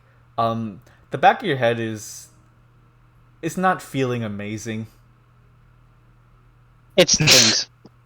Yeah, you're spinning a little bit, but overall you're all right. Bocchi is looking at you, scalpel in hand. Dan says, "Wakey, wakey, eggs and brain matter." You have the chip? Like, yeah. Bocchi, I would assume, hands over the... By the way, good roll, Max. Yeah, very good roll. So is this for me to like improve the? Yes. Bocchi says, "Yep, it's on the table." Bocchi points over the table as he's cleaning off his surgery equipment. Okay, so Max, just to be clear, what you're trying to do is just explain to us again how you want this modification to go about with this chip. I guess just like basically like giving me a notification what if it's like away from me. Okay. From a certain distance. Okay. Gotcha. Alrighty. Does 30 feet sound good to you? Yeah, I was thinking like somewhere around 30. Okay. All right. Okay, gotcha. So if your guns outside of your own means exceed the distance of 30 feet, that it's not under your control, you would hear a chiming or like a vibrating in your inner ear. Yeah, only you would notice this. Then you like pinpoint the. Basically, it won't. That's a little more sophisticated. You would have to probably, for that, you would have to enhance the chip with different components that you don't have. Right now, you're just modifying what you have currently. But to always have a gauge of where they are at all times, like a GPS, you'd have to get some components from one of the more luxurious and technologically sophisticated cities and areas around Shikiten. Or Shikisuki, if you find your way ever going there. Does that seem fair, Neutral? Yeah, I'm okay with that. Okay. So, for now, you'll have... Go ahead. Sorry. I was just saying, but I would be okay if the system that you're installing gives you a very vague direction of where. Yeah, I was thinking like the most vague, like 4 directions, like forward, backward, left, right. Like a general area, right? I'll just say it's like a compass. It works like a compass. You can't tell how far it is away from you, but the little chip points to what direction the gun was taken. Okay. And it's kind of like a beeping. Yeah. It doesn't. It's not like a humming. It'll beep every say intervals of 10 or so seconds. Yeah. So you'd have to go a direction and then just kind of steadily narrow things down to give you context of how things would occur. Mm-hmm. Okay. Sounds good. So, after wiping off the blood from that particular chip, you are successfully able to upgrade it by taking out some tools that you brought along. You add some, you solder some metal, you change around some bits on the chip. You're very intimately knowledged with this thing because the creation of it almost came to you as though by a flash, and then in more ways than one. Yeah. And then you believe that you've successfully altered it in the way that you like, and I assume you'd hand it back to Bocchi. Yeah. Okay. I'm gonna roll again for reinsertion. All right. Same thing. Yeah. Or is it easier? I would say I'll say it's 1 easier. So this would be a success. So 3 successes. Yeah, 3 but successes. no extra Aiki chip unless you have 1 to spare. Yeah. Okay. So 2 successes. Wait. All right, Moose typing something. Mm-hmm. Because he was typing something before you did that. Oh, so. okay, gotcha. Okay. Jesus, that GIF is so... I hate that GIF. Also, keep in mind that using Aiki cheats was karma. Yes, you're trying to put it back in. Yeah, you're trying to put it back in. And yeah, but I added karma when we did it last. So yeah. Okay. Okay. So, did you want to roll... Do you have any spare Aiki chits? If you wanted to roll one to enhance your roll. Or wait, can't I do that station roll thing again? The strategy. Oh, okay. So you wanted this time insert it back yourself? Or What? No, like oh. I can like it's basically like an sort of like an inspiration thing. I like give another Oh, that thing. Okay. from the Oh, I forgot where it was. Like your tactician, I believe. I will allow this. Mm-hmm. Your tactician ability to raise other people's rolls. yeah, or it's the it was the tactician, but it also was with like the strategy thing, which Okay. I can like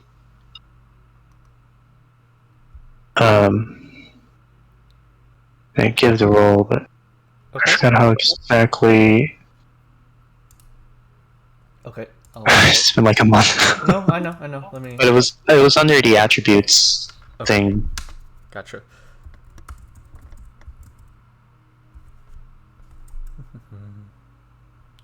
I got it. Let me.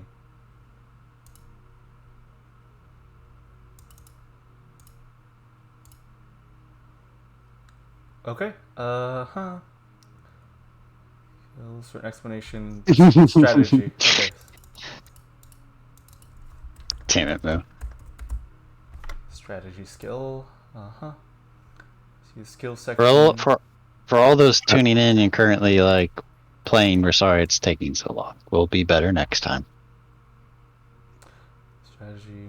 Strategy specialist roll station strategy roll against a difficulty of 0, and quote unquote bank all of the successes made later. Rolls made by the sorry, I'll convert some or all those to bonus dice, 1-for-1 ratio. Okay, gotcha. So, did you do your roll previously? Your strategy roll? No, not yet. Okay, so I guess we do it now before the surgery begins, and then give whatever bonuses to Bocchi. Rasu. Rashu. Bocchi says, Yoshida, you're the very first person I have successfully done surgery on, besides the nerve pulling. Okay, so that's 5 success. It's not over yet. That means I guess it's 5 dice. Yep. So do you give all 5 dice to Bocchi? Oh yeah, yeah. Moo, definitely take those if you want to do anything extra. Yeah, sure. I'll give out them. Okay. So Moo now has 5 extra dice. So your mind is like a pool of water at a standstill. You're calm, you're collected, your nerves, your metallic nerves and your synapses and all your circuits are just in perfect alignment. You know exactly what you're doing, and you can take over the rest from here, Neutral. Okay, so during the surgery, initially, you begin to fumble, but you begin to bring about the resolve and the knowledge that was instilled by you by your resident tactician. I'm gonna just roll 1 dice at a time until you get a success. And then whatever's left over you can use in the future. Okay, boom, success. Alrighty, so Keep rolling. It was a success. I know, but I don't know if Moo wanted to do anything extra. Moo? Dan cackles. Yeah, keep rolling, baby. What? Okay.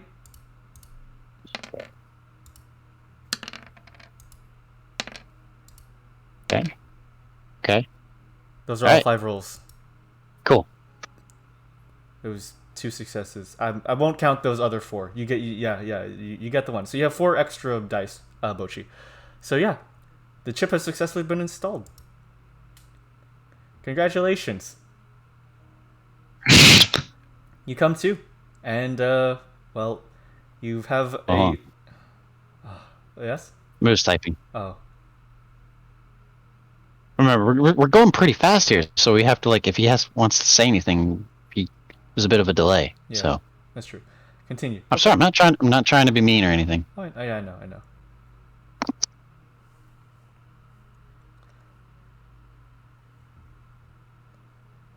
Alrighty. I'm in gone. Okay. So yeah. So the chip was successfully installed, Max, and well, you have exactly the ability that was described earlier that you decided on. So just keep that in mind, and I'll remember that as well. This also means though that your guns can't go 30 feet away from you without the alarm going off. So Yeah. Alrighty. All right. So if no one else has anything they want to do, we'll continue with the day, or with the 4 days essentially. Her who's typing something.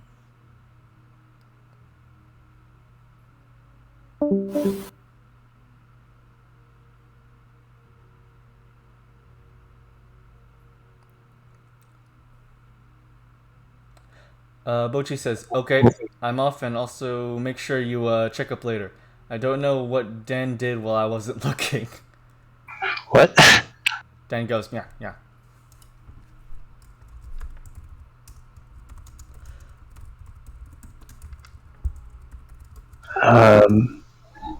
Thank you, I guess.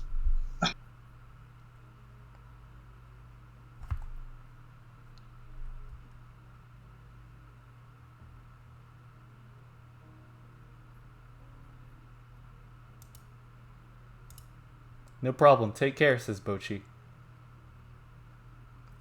Alrighty, and you're free, and the upgrade was a success. Okay. I swear, if Takkul made you sabotage me somehow, I'll kill him. Wait, what? Well, alrighty. The days continue on. I'll assume you guys don't have anything else. They continue on, and after 4 days has passed, you all find yourselves with a knock at your door. Zoe has come to greet you all, and says that the Desert Shinobi team has come to, and has finally woken up from their coma that was brought on to them by the injuries that they took during the fight with Jorioku. They said that they'd like to see you guys.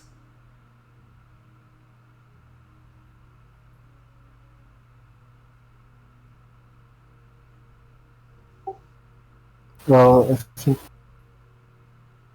we're all certainly interested. Okay. Alrighty. I am I'm just interested. like eating some of the bread that we stole. Oh my god. You guys notice that there's a mountain of bread in the shinobi's rooms. Okay, Bocchi is interested. Alrighty. So if there's no objections, Ratbag?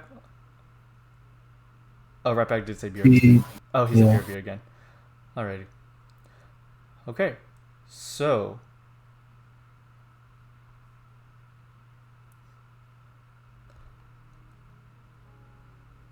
alrighty. Okay, so I would assume, the entire party heads out to the infirmary, where you guys are greeted. As soon as you open the door, Jozu is just standing there, just in front of the door, like his back to the entrance. He's essentially a wall in front of you guys. He says, "Oh, and he just steps out of the way, his feet stomping underneath him. And I think before we proceed, I'll wait until Ratbag and maybe Takkul come back. Just give Ratbag like a minute for himself to return. So I'll pause the recording real quick. Okay, and we're back from intermission. Purrs is now a level 4 marksman with 101 karma. Oh baby, that's our highest karma yet, I think. Jesus. Okay. So, you guys have just arrived at the infirmary where you are about to see the Desert Shinobi. You guys enter, Jorioku at the door, and he kind of... sorry, Jozu, sorry. Yeah, Jorioku. Sorry, Jozu at the door, and he steps out of the way, he's like, oh, sorry. And you guys step in. It is a very sterile white room with curtain beds, as you would expect.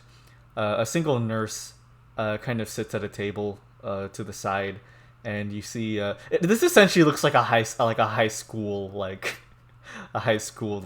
infirmary, but Gall and Cho are laying in their respective beds, just covered in bandages, and just kind of lay there and look at you. Ah, yes, I see. The party of misfits has arrived. Listen, we may not have a lot of respect for each other, but this is beyond us, all of us. As a courtesy from adventure to adventure, I really think that you all should reconsider this. So why do you say that? What happened? What went on over there? The moment we stepped on top of that skeleton, the moment we laid eyes on him, it was like a flash. I have 4 broken ribs. My upper arm on the left and my lower arm on the right are shattered, and neither of my legs are moving at the moment. He is a monster. Well, that's all I needed to hear. I'm currently taking the IV out of him and draining the bag into my bag. Like the IV bag into my bag. That's all I needed to hear. Hisoka, we're getting the fuck out of here. This is way above our goddamn goddamn money. Wait, well, he's like shaking, and the nurse just approaches you and slaps you on the back of the head. No. All right. I put the IV back in and I attached the other end to my bag. So I just sit there in my back. She just slaps you like upside the head again, and just like pushes you away and puts in a new full and sterile IV drip, and Cho says, I don't appreciate that. So I can keep this one? Yes, go ahead. Thank you, man. Appreciate it. You're a true I'm gonna shinobi need it through for and when through. I'm gonna need it for when I don't fight that other guy.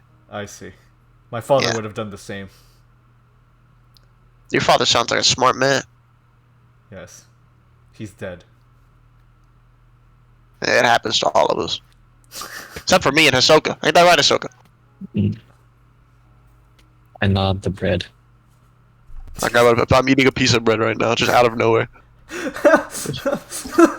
Yep, that's how it is. Anyway, you guys have fun with this whole new gravity business. That's none of our business. Hisoka, what do you think?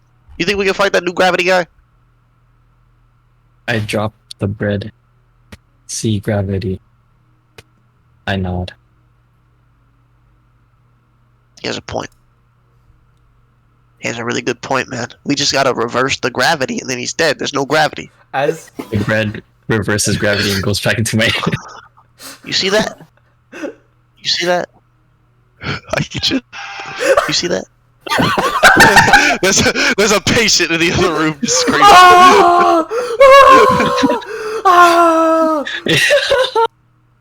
That's just I got no way to explain how he did that, but I'm just gonna tell you right now that this is way above our pay grade. You said a light flashed, and then your ribs were broken, and you can't move your legs. I think I'm getting that right. It was less of a light flashing and more us losing consciousness the moment we got to the top because he just was so fast. What about you, Jozu? I point to the big guy. What about you? What about you? He stands there stoically, his arms crossed, and he's looking into the middle distance, refusing to make eye contact with you, and he says, "For the first time in my life, I tasted defeat." Yeah, but did you fight him? You're stronger than these two. Yes, we locked arms, so to say. Well, these guys didn't even lock arms. What was it like for you? No, they made combat. They fought him. They just were beaten so hard that they have small amounts of amnesia. I sign language to ask what flavor of defeat they tasted. Strawberry. I nod. That flavor sucks. Thank God I've never tasted that, huh, Hisoka? You, the pink-haired brother Cho says, "Hey, you shut your mouth." What do you want me to shut my mouth about? Strawberry is a perfectly fine flavor. You're lying. As both of you are attempting to walk out the room, the rest of your party just not trying to stop you at all. The chef. Wait, what? Yasha? I would totally stop them from walking out. Okay, so Yasha, you're about to grab like Hisoka's arm as they're walking out of the room, deciding that they're about to quit. Like quit again for like the second, third time that they said that. It's like the fourth time. So- Yeah. Like the fifth time. About right as you're about to like lay your hand on his arm, a very large, like not as large as Jozu, but a very large man with just a wheel cart of food comes into your room. Do my two new patients need some new food? And this is a very familiar man. It is a large man with a dark complexion and a top hat with a wonderful mustache. I'm on the roof like a cat. When did you what? Bocchi points at the chef. Chef Crush! He yells. Oh, hey, wait a minute. Why do you look very familiar? Why do I feel angry all of a sudden? Anyways, he rolls over the cart to Gall and Sho. Hey, new patient. Hey, I have no idea who Chef Crush is. Yeah, right? like, I have no idea who this guy is. you, Yasha, Tiguya, and Hisoka, you guys have no idea who he is. But Oh, the chef. yeah, Yoshida and Bocchi, this is a very familiar man. Ah, yes, two patients. And you see him hand just, like, plates and plates of absolutely delicious-looking food. Like, he gives them a steak, and the steak is so tender, it is almost see-through. I drop down by Hisoka and I tap him on the shoulder. It's go time. Already at it. And then I immediately shadow flight. Boom! A whole plate gone. You snatch a plate and you look at the plate and you realize that it is still attached to Chef Crush's arm, and his head cranes toward you. You see, this is what me and Hisoka would call a simple misunderstanding. I have nothing to do with this food.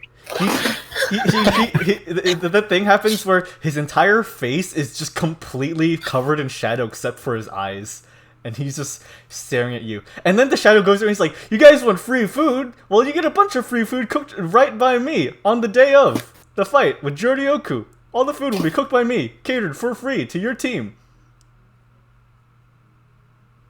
I just let go of the plate.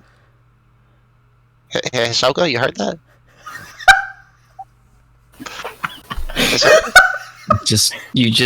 I have my mask on, but you can see it's like drenched and like drool is just like coming down.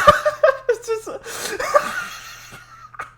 You know, maybe I'll rethink this whole quitting thing. You know, maybe for food's on the table. Maybe I think we can maybe meet up. You know, I got to really put them on.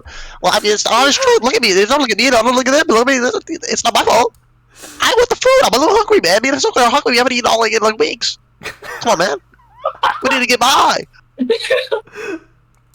That is valid, says Bocchi.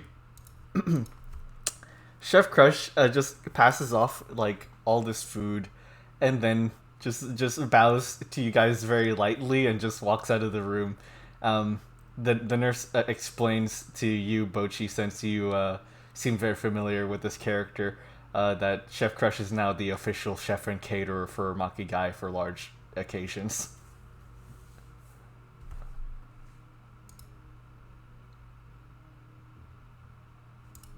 Oh, cool, says Bocchi. Ross, you should have told me. Rossu, you should have told me that you knew that guy. Me and you would have got along significantly better. Come on, man.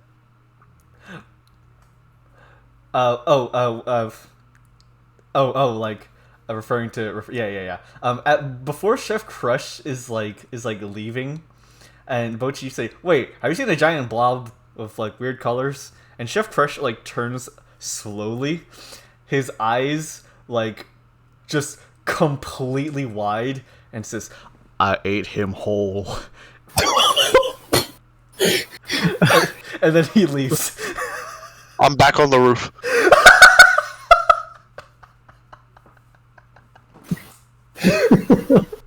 Jesus Christ.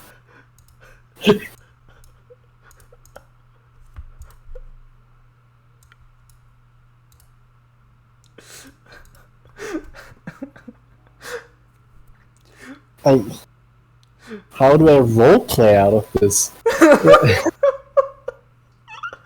Sorry, what happened? I had to be away for a bit. Ross asked Chef Crush if he saw a large blob of weird colors, and Chef Crush turned around and claimed that he ate the entire blob raw. The ghost. Holy shit. Road go. Yo, I get it. I'll give a fuck. I get it. I'll give a fuck. I'll give a fuck. I don't care to take one. I'll give a fuck.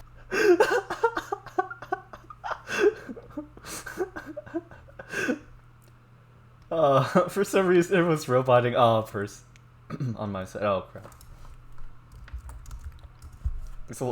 Bocchi says it's a long story, but now I am missing a piece of my heart. He pulls out Dan and hugs him. You have flashbacks of this. The use. Kill me! Kill me! Fond memories. Anyways, Chef Crush walks out of the room, and just you're beckoned over, Tiguya and and Hisoka, by Cho, and he and assuming you guys go over to him, he leans. Yeah. In. Oh, okay. He leans in and says, "This is from one practitioner of the ninjutsu arts to another. This is not a good idea." Why, what's wrong? He is too powerful. Is he immune to jujutsu? Is he immune to ninjutsu, I mean? He's just too strong. That's all I can say. Well, can he see through our clones? Give us the insight. What did you use? You're a shinobi? The vision is cloudy, but I attempted to use my duplication technique. I had about 9 of myself, and they were just blown away all at once. Alright, so that's a no-go. You hear that, Hisoka? Jozu kind of was still cross-armed, perks up and says, well, he has one attack. He charges up for quite a while. We were erroneous in that we took a long time to find a window for us to attempt to breach him at, but we let him charge that attack for much longer than we should have, and there was some explosion that came from his arm that almost killed us if we hadn't. Which arm? Is Gall there? Yes, Gall is there. Yes. Hey, Takkul, come back. Been here. Oh, okay. Which arm? Which arm did he use that from? I believe his right arm. Okay. He's also really fucking big. Well, I guess that much. I mean, everything we fight is huge, right? I mean, those big things are really huge. No. Bigger than your mama huge. Whoa. Oh. Damn, brother. Damn. I'm looking at him with my hand in my chin, and while I'm doing that, a duplicate of me just looks at him with its hand in his chin, and just walks up to him and punches him in the stomach. Oh my god. Well, that's Gall, right? So he just punches Gall in the stomach. Yeah. Well, I know there's a very beautiful lady. I'll have you know. Wait a second. Yeah? Last time I talked to you, you said you don't remember. No, I lied. I lied dead to your face. Uh-huh. I remember everything. I have great memory. Notice. Let's roll. I'm not gonna roll against it. I'm lying. I already lied to him. I was lying. It's the truth. I was lying before. I'm telling the complete truth. I lied dead to his face before. So Gall just knows that you're lying? I was lying. Okay, He gotcha. was lying about being truthful, but he was lying. He's just lying Oh my, Now I'm at being all truthful. times. Now I'm being truthful. oh my god. You're lying? Oh, I did lie to you. No. You know, alright. Truthful that you're lying or truthful that about what you're saying? Truthful, I lied.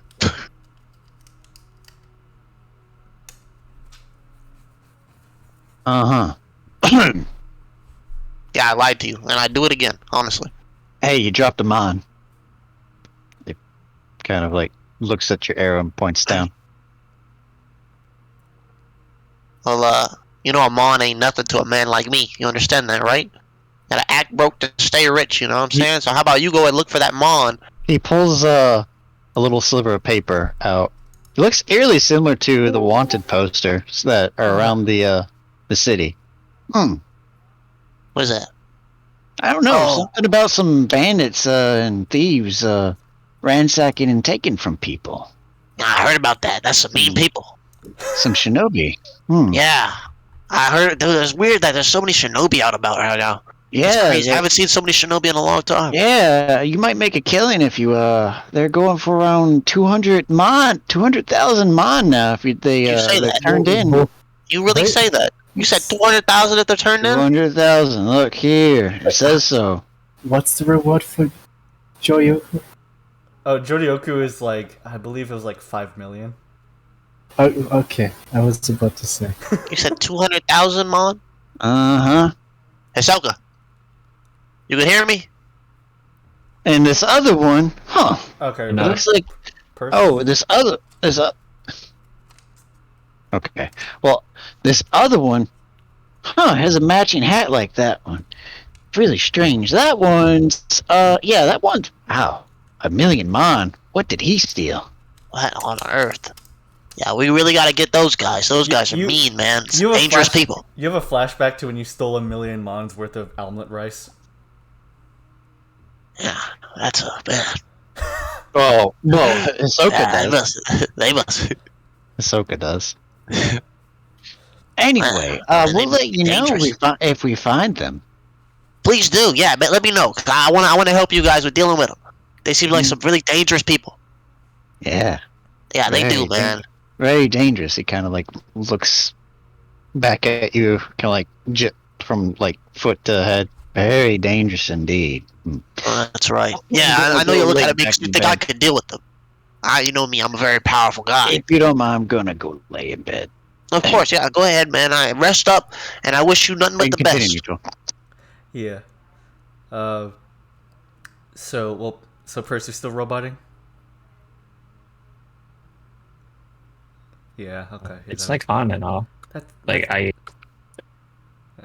uh, I can hear, but I don't understand half of what you guys are saying. that sucks, man. I'm sorry. I really hope it goes away, bro. No worries. Yeah. Yeah, it's like on and off. Brutal. Usually never does that. Yeah, that sucks. All right, just But, keep us yeah, updated on it. Sorry, I can't do much right now. No, I'm sorry, man. It's all good. Yeah. So with the last words from Cho and the threats from Gaul, you guys are left with the impression that, well, a continued impression that Jodioku is a very, very powerful individual, and as you're about to leave, Jozu points at both of you, Shinobi, and says, "Remember, it's my place to kill you, not Jodioku's." He points at you to. Why do you want to kill me again? You dishonored me and took away the only thing that could make me whole. He points at the hole in his chest, or the crater in his chest. I did that. Yes. Wow. Look at Hisoka. Sometimes I impress myself, man. I'm a really important guy. I'm like patting him on the back, like reassuring him. Yeah. I have my hands crossed. I'm nodding. Yeah, man. I'm cool. The only reason your spine is still inside of your back is because I am in a medical infirmary.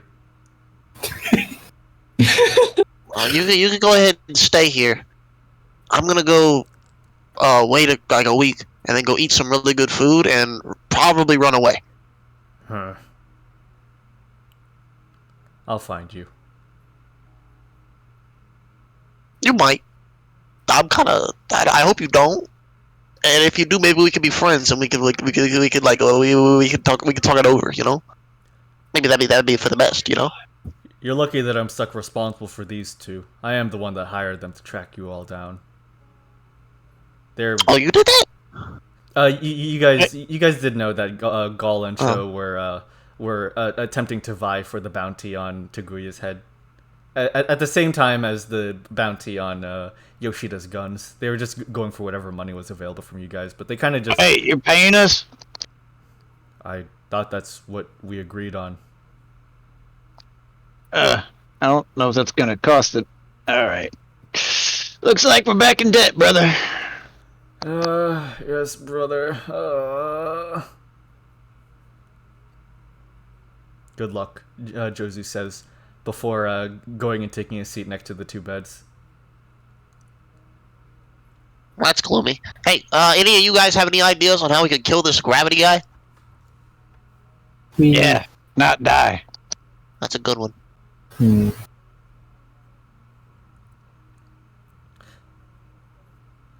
Anybody? Well, from what it sounds like, he's just your average Konghoki, but with explosive firepower. I'll say this. Keep moving. So you never say still? Don't stand in the same spot. Oh, okay. I mean, that seems like a bad decision in general in combat, but thank you. The moment One would think. The moment you think, that's when you're dead. So no thinking? Well, just act. Seems Joroyuku doesn't really have to move much. Just swings and hits. And you feel like a racket being cast off like a ball. Except I got hit like a skee ball and skied across the water about 300 times. What's a surprise? My bones are... I don't know. Something that they do on the other side of Goradi. Oh, I see. Is it Goradi? Neutral? Doragi and Jirago. Jirago. There we go. Thank you. Yeah, around the other side of Jirago, and they make sport of throwing skee balls on the water. Did y'all ever hurt the guy? Cause y'all attacked him, right? Y'all clashed blades with him, you know. But y'all ever hurt him? Jozu chimes up from his chair again. I made a small dent in his armor, and they were both of those two were able to scratch it up a little bit. Otherwise, not much. How'd y'all do that? Was it anything special? You do special things, right, McMahon? Well, my punches are rocket propelled. Huh. So we just gotta beat him up like that. Kind of. He's kind of old, so there's some chinks that haven't readjusted themselves. Look for the weak points. I think one of the... Most notably the joints. That's where Cho and I were going after. I think one of the greatest things to your advantage is that he is several hundred years old, and all of his injuries have compounded. He's never healed. Yeah, the joints. The joints are probably the method. I suppose it's the joints then, huh? Yeah, I think so, wood lady. If we hit the joint, I do notice. All right. Am I allowed to do this, Neutral? Well, what's up?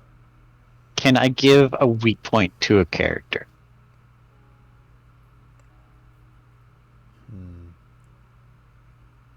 Alright, never mind.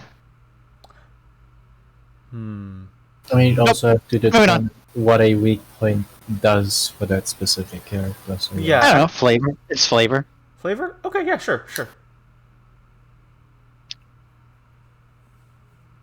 The gyro on his left hip seems rustier than the right.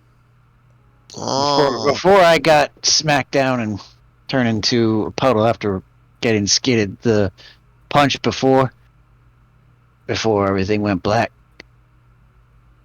it was noticeably more brown and rust-like on the left side.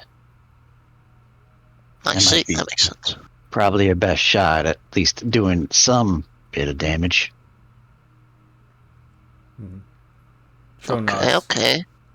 Go for That's fair. Go for the parts that are most rusted. All right. That makes sense. I'm surprised the big man didn't rust out by now. He's been out there a couple hundred years in the rain and the water and all that. Well, salt water. Yeah. That's weird. Konghoki frames like his were made to last. Oh yeah, be careful of the salt spikes. There's a lot of columns of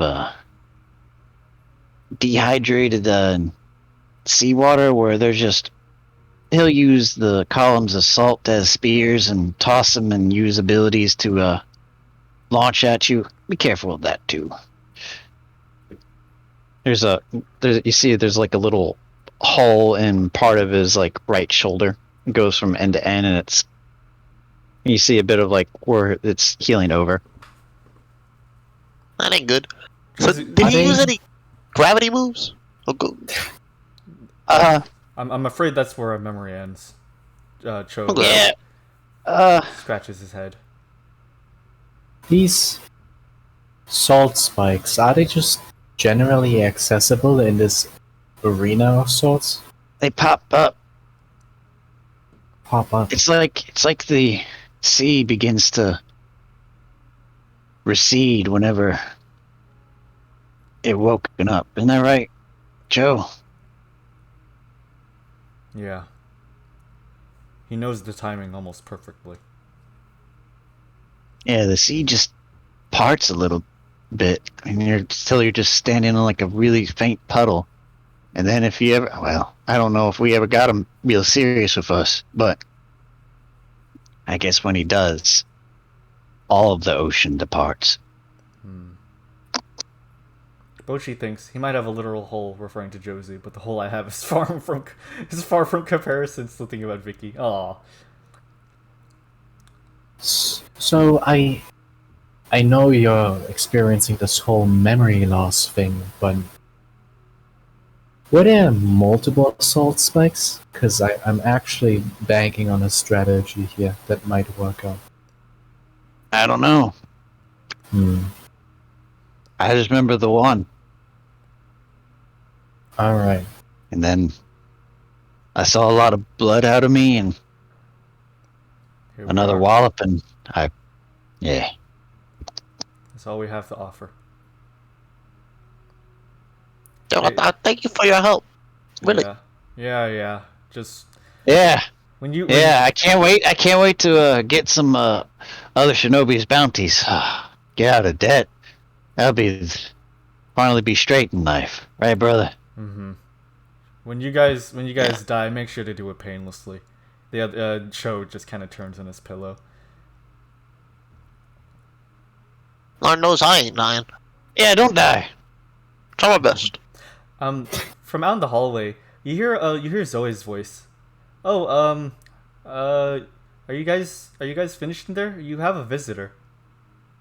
Seems you got company. Well, yeah, might as well see to them. All right. Well, see y'all. Thank y'all so much for everything. You guys are ushered out of the room by the nurse, and upon coming back into the hallway, you see Zoe again, and she's accompanied by a woman in a very familiar white robe. One of the shinobi that worked under Hebizai is standing next to Zoe. She bows to you all and says, "Hi, I'm Inumomo from the base where Hebizai operated at. I've been hearing a bunch of what has been going on down here from Hebizai, and I'll be honest, I volunteered to come here to be her representative so that you guys could get a steadier flow of orders from her. I kind of just was also pretty interested. It's good to meet you all again." And she bows. She's pretty diminutive, but she looks like she could handle herself. What are you interested in? What do you mean by interested? You want to kill us? No. What? I work What? I work for the woman You you're trying to working kill her? for. No. You trying to kill us? You an assassin? Is he alright? No, He's always he's like never this. alright. Oh, I see. That's something an assassin would say. Well, Look at Hisoka. hey, Yeah. Amo. I'm just slowly nodding. Can't trust this one. I'm not alright as Bocchi cries and still thinking about Vicky. What's wrong, Mr. Bocchi? What's wrong, Mr. Rosu? Nothing. Nothing, and then Dan starts cackling. Nothing. But by the way, were you guys really responsible for that giant blob monster that attacked the southern cities? A blob monster? Yeah. What do you mean by blob monster? There's been reports of a huge blob monster that ate the entire city and then divided into like 5 and then went off in different directions. His imaginary tears keep on flowing. Yeah, apparently one of the residents was able to eat one entire thing of one of the divisions, but the 4 other ones ran away to places Oh that we don't know god, about. That sounds impressive. Yeah, it does sound pretty impressive. Vicky. Bocchi, you mentally take through your tears. You take note. The creature split into 4. And then like Dan just slaps him. It's like, wait, it did.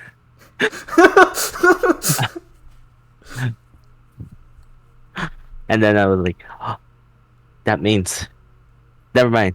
I think we're good. Well, anyway, whoever created that creature must be really powerful. Gotta watch out for them. Probably a scary person. Yeah, I gotta watch out for them too. I just realized. I love that you said Dan slapped you like he just grew a human hand and slapped you, and then it disappeared. I'm telling you, he's a nurse. Please take it like you said. Move.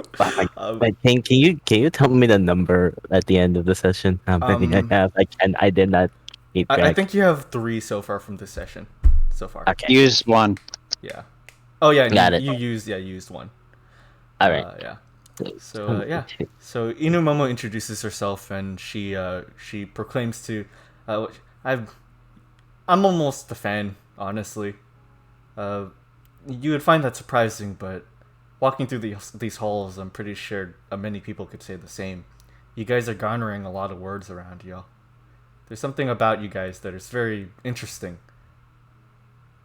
Something an assassin would say. Huh, Hisoka? Nodding again in the back with my arms crossed. I'm just doing business around here, you know.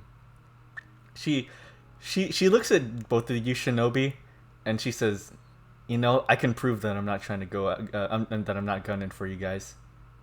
Oh yeah? How come?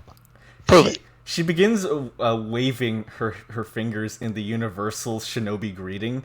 A butterfly, a rabbit, and like a snake, all like just hand gestures that are just trying to imitate those animals the best she can. And then she finishes. And the last guy that tried to kill me did that too. Ah, goddamn. Well, I'm only here to relay orders, so yeah, I have my own dorm, so I won't be intruding on you guys unless Heavy Zai needs me to say anything. She bows again, and Zoe points at where her room is, and she you know. Hey, huh? You can stay at me at Hisoka's room. It's right over there. Wait, aren't all the rooms like 2 beds? Yeah, but we got something to show you. She looks. Wait, at the where rest. are we right now? You guys are in the infirmary, which is like a hallway block away from Okay. Yeah. So if you wanna come over to our dorm, we can show you a little something. We got something prepared. I think you might like it. You might be very comfortable there. As an assassin at all. Like us. Professional assassins. Prepared? You guys didn't even anticipate I was okay, fine. Yeah, come on. She just goes along with the 2 shinobi. Well, all Hebizai says is you guys should probably be trying to find some sort of side jobs here to gain some sort of experience. Got that covered. Ah, I see. Well. Wait, what do you mean experience? I don't know. Getting to know the ocean. There's some fishermen that are needing help. And got that cover. Otherwise, I just recommend that you guys go to the resident job center, and there's probably going to be something that could be helpful. Yeah, well, me and Hisoka already got a job. We're doing great work around the city. We're really cleaning it up. We could show you. I see. So I'll just allow this to fraction off into this a little bit. Momo is following you guys back to your room, just as the rest of the party is just going to go about their stuff. What are you going to show her? I'm gonna open the dorm door. It is a entire fortress. I'm talking a fortress made purely out of food. Bread, meat, everything. It's the bread fort. So you guys did all of this, and she's just walking into the room, and she sees like just a cup of like tea, and she goes like, "Oh, this is all you guys is doing." There's even a third bed just for her. Yeah, made out completely out of bread. What? Okay. You see a few bite marks, and you don't know where that came from. I like wipe my mouth. There's like crumbs on Bocchi's teeth. No, it's not my teeth. Oh, okay. Well, I'm kind of amazed since you guys didn't expect me, but sure, I guess I'll stay here. It would kind of be an honor. Yeah, I'm glad you think so. She takes a hamburger out of the wall and just takes a bite of it. Well, Speaking of which, do you know a duplication technique by any chance? Like the shadowless one? Or the permanent one, yeah? You know that one, yeah? Only on the lowest level. I mainly use jutsu regarding physical weaponry. I see. Yeah, no reason for asking. It's okay. You don't have to worry about it. You just stay right here and just keep doing you. Make sure to stay in this dorm. Okay, for the rest of your days. Okay. Oh, okay. Yeah, you're completely welcomed here. We welcome you here. And make yourself at home. Me and Hisoka gotta go do some errands real quick. So, okay. Or at least I do. Sure. She sits down on like the bread bed. Cool. Yeah. You enjoy yourself. I'll close the door. Alright, Hisoka. What we gotta do is we gotta make her do the duplication technique to turn her in. She could be the shinobi that are stealing all the food. I just cover my mouth and I'm just nodding in silence. Yeah, she'll be the one. And then we get the money. We get the fuck out of here. After we eat all the food. Okay.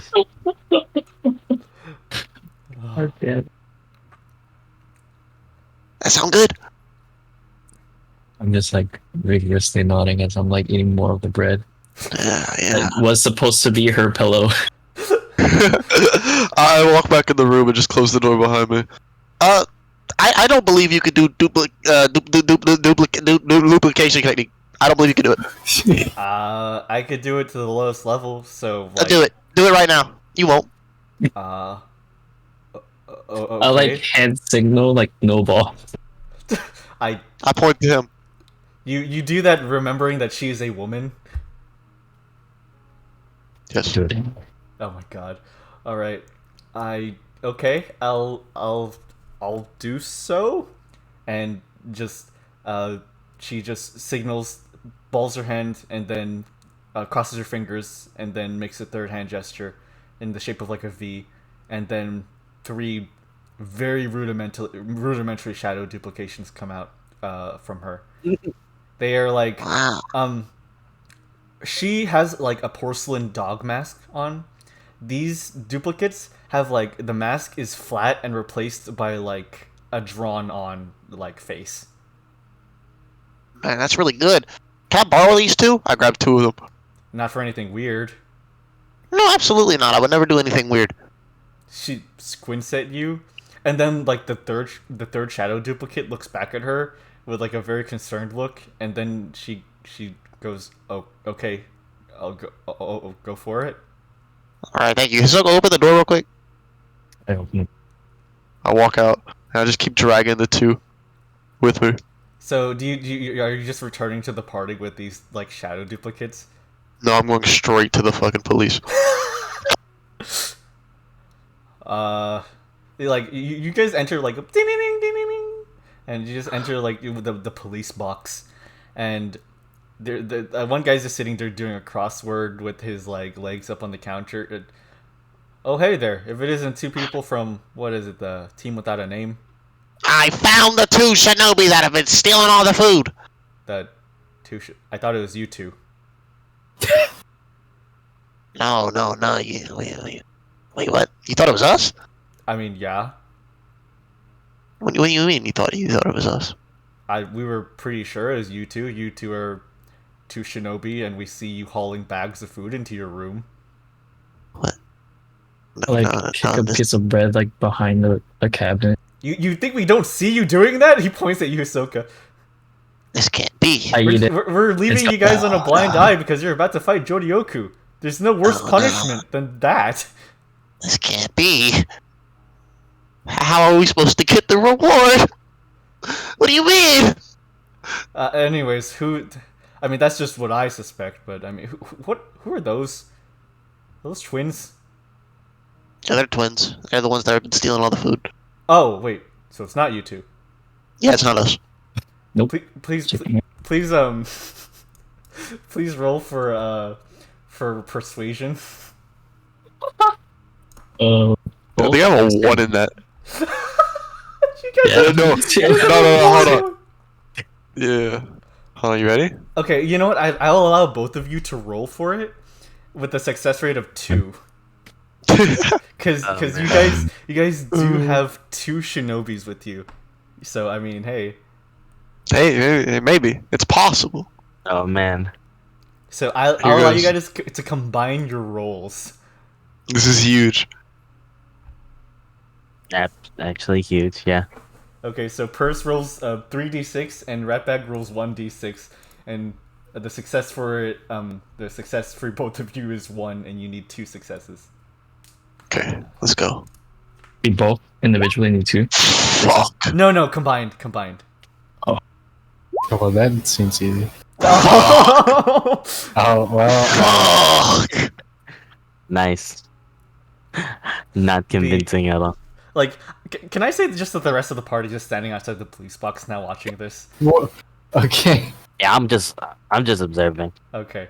The police dude puts his newspaper down, gets up from his chair, and like takes the 2 shinobi like out of your hands, and then puts his hand in a like karate chop fashion and bops both of them on like the forehead like relatively hard, and they both turn into like pieces of firewood.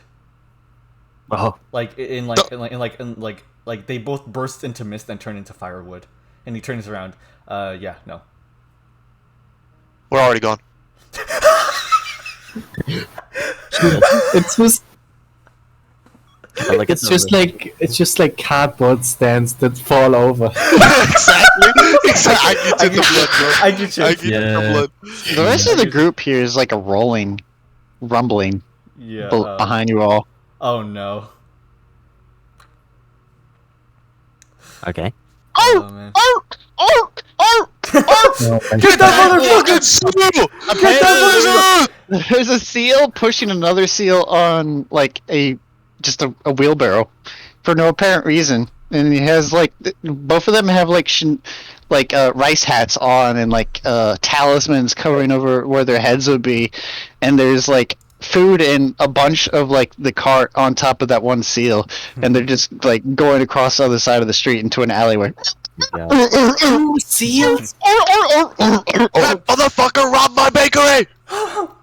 That one! After them! That one killed my wife! I killed his wife too! Wait, what? After the seals! Oh, they just run past you. I look as I like observe what just happened. I look at the rest of the party. I was like, I never thought those two would steal bread.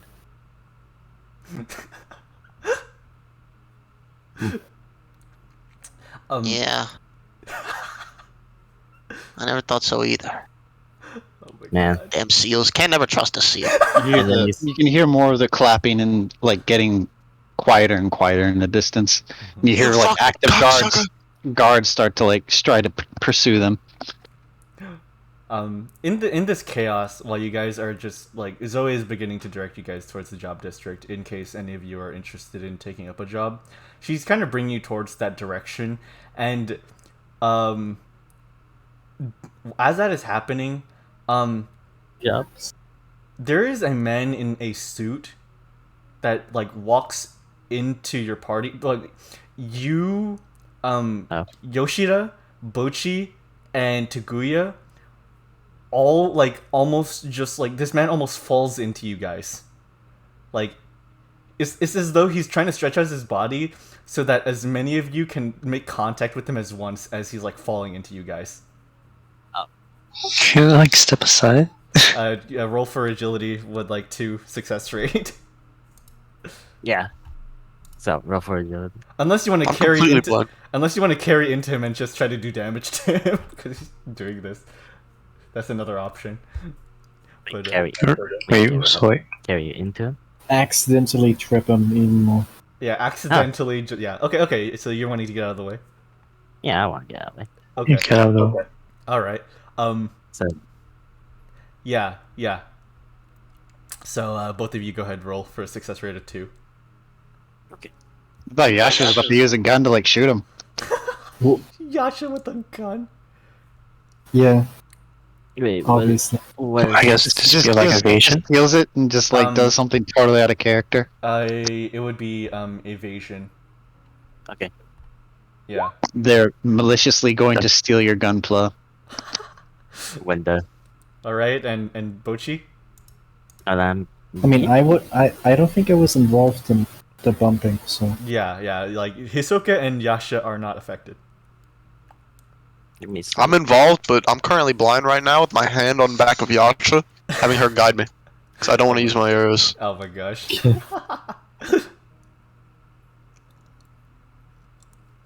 Alright, gotta make sure this is right. Multiple times, Yasha, you feel his hand venture into your pocket to attempt to see if there's anything that he could take. Wait, what's the success? 2. Okay. 2? Okay, yeah. So Bocchi, you turn and get out of the way, and this man falls into Yoshida and Tiguya, and like it doesn't really like it's like he's very light because he's just they essentially like bump him out of the way, and he falls to the ground, and he's like, assault, him too, and he points at you, Bocchi. I look at Yoshida and I was like, I just did surgery on you. Speaking of which, Troller, Oh yeah. I want to ask you, what did Dan do something to him? You guys assaulted me just now. They assaulted me. And Zoe just looks at him and is like, oh god. She looks at you guys. He looks like one of the con lawyers from the what's the from the organization of Lost Law. Oh, I see. Can I assault somebody if I'm blind? Is that possible? No. Yeah. Wait. I believe this should be possible. But he ran into me. I can't see. It's not my fault. I can't assault I mean, I'm he's someone. pretty blind. loud. He's pretty loud. And just like the normal guards are just completely like turning a blind eye because they know this guy's full of it. But then a bunch of other guards in like cardboard armor like come up like, did you guys assault this guy? Oh my I'm God. blind. Dan, I'm a blind man. You guys are gonna bully a blind man? This thing, all of this is going on. Dan just come out and just spits out the heat ray and just wields it. I was like, oh. He just shoots it out of his mouth. Zoe leans into you three. Okay, so I'll make it quick. These about a year ago, we transferred from a normal law system to an honor-based system, and these guys are the last remnants of the old government. They're kind of just fanatics who are trying to just accuse random people of different things and then put them to court because they want to use our courts that we don't need anymore. I see. You know, there's if you guys manage to take them down, they've actually also been quite annoying. There's quite a sum of money in for them. Really? How much? Yeah. Take them down in what way? Well, aside from beating them up, you could actually just convince them to go away. Or we could just make an example of one of them. No, they're quite zealous. It's not. They're very zealous.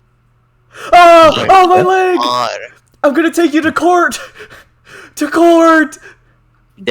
Dan proceeds to approach the one dude as if he's actually trying to assault him. Oh god! Assault! Literally, no, Dan is out there to kill. Kill! He's killing me! He's killing me! That's it. The fake guards go up to you three and just put bags of your guys' heads as though to take you away. Come on, I can't even see otherwise. What are you doing this for? Wait, this is the one scene from Rogue One. Yeah. Are you kidding me? I'm blind! Wait, no. Wait, against who? Just these three random guards are just. Can we counter this? You can, but as Zoe said, this is a pretty good monetary opportunity for you guys if you guys could just go to that court and just convince them to just stop. What? Why go to court? It's up to you guys. You know I'm going to court. You know what? Dan does whatever he wants. He'll continue to assault the one dude. I'll just go along with the plan. Dan is just stabbing this dude's kneecaps. Oh god! Wait, guys, it's not a joke anymore. Oh my god, this is serious. And the guards are just like, yes, okay, let's take them to court. And they put little handcuffs on Dan's feet. This is a waste of time. They're just taking away Bocchi and Tiguya. I kind of face towards what I believe the party is in the direction and do a peace sign. As they disappear down the hallway, an old man, completely in a completely separate occasion. You guys just let them go about their own business. You guys, I'm pretty sure, are confident that they could get out of whatever the hell that is. Nope. Let's see. Oh, give me a moment. Let's see. Never confident. Never confident knowing what Dan had done. An old man approaches you, Yasha, and begins just touching your cheeks and looking just at your face and then grabbing your hand and stuff. And this man is bald, but his eyebrows and his beard are covering his mouth and his eyes. He's very old and wise looking, and he says, Yes, you are built perfectly to help me fish today. He looks at you. Fishing? Really? Fishing. Yes. Where the hell do you fish in this place? We take a bathysphere to the surface and we fish. You too, he points at you, Tiguya. I mean, at you, Hisoka.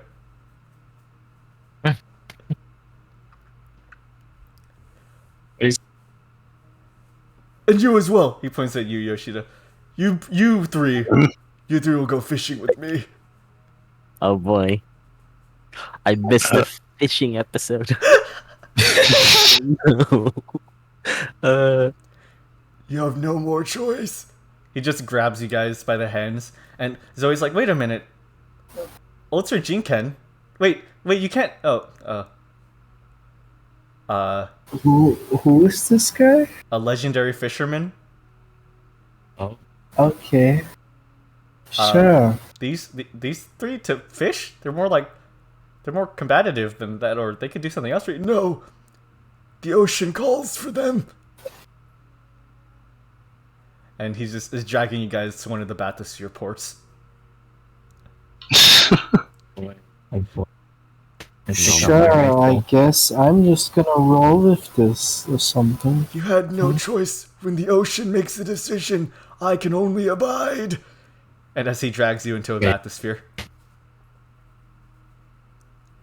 Into a what? Into a bathysphere, a mini submarine with a boat inside of it, so to reach the surface of the ocean. Reach the surface of? Yeah. Yeah, we're under. Wait, what? Yeah. It's a little submarine to take you to the surface. We're underwater. You know? Yeah, because you're underwater in like a city underwater. Tiguya and Bocchi, you guys wake up, or you don't wake up. The bags are taken off of your head.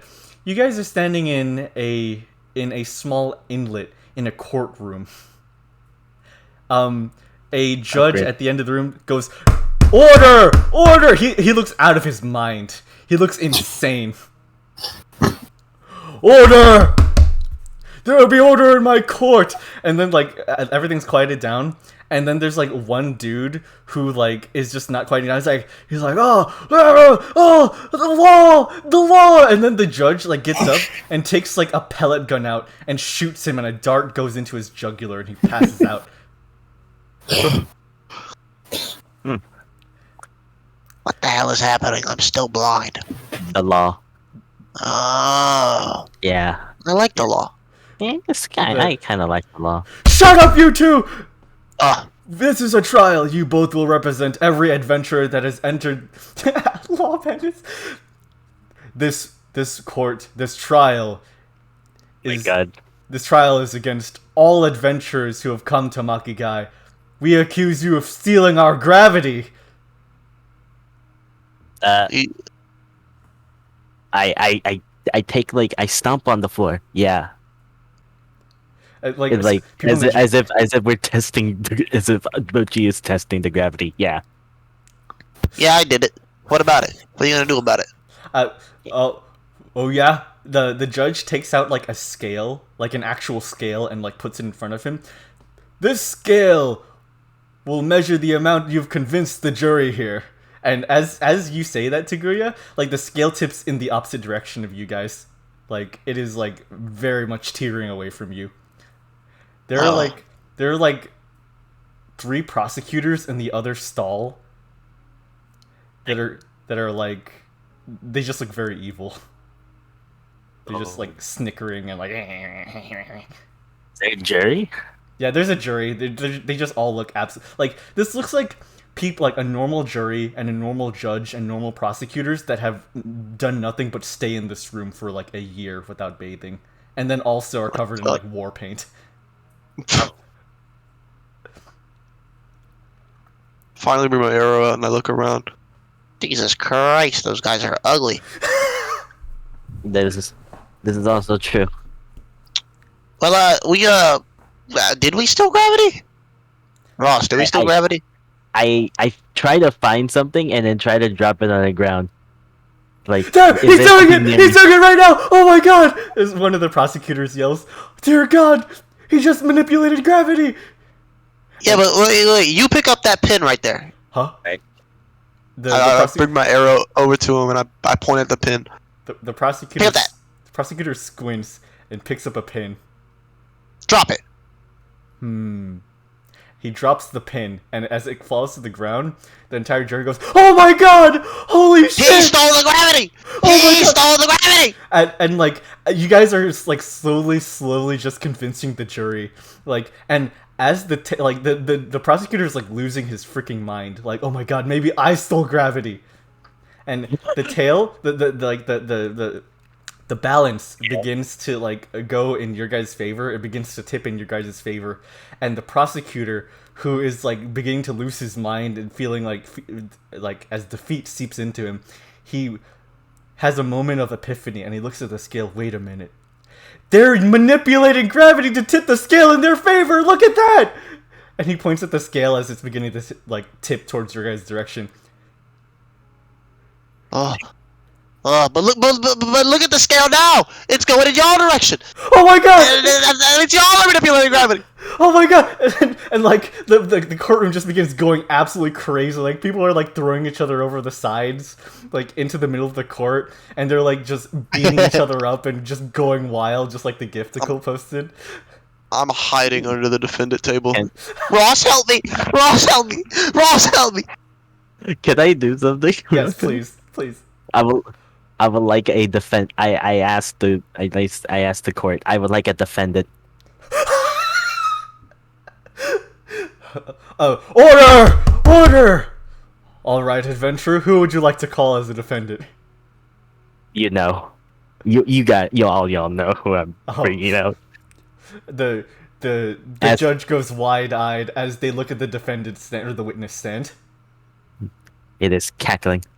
The bailiff puts a little a mini staircase up so that Dan can walk up, and he's just at the end of the room at the witness stand, and the bailiff walks back to the bailiff looks completely normal. Oh my Shout god, out the bailiff. Right. Am I going to get to smack anybody's nuts today? Yo, Ike eat shit to Takkul. Yeah, I get shit for that. oh my god.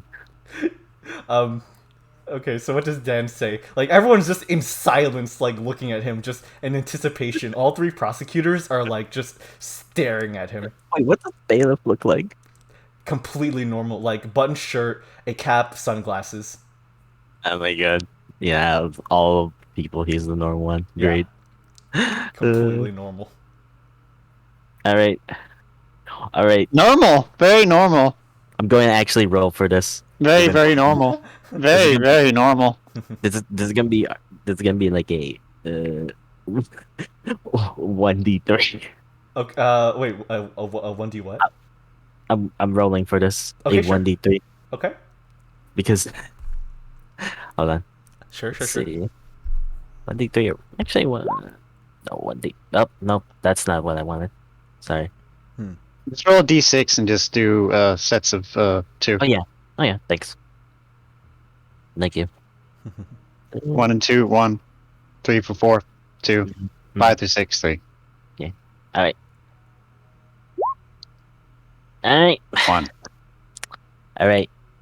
Dan enters as he stands on the witness stands being the defendant. Or at least, yeah. Being defendant. He says, everybody in the court, my friends,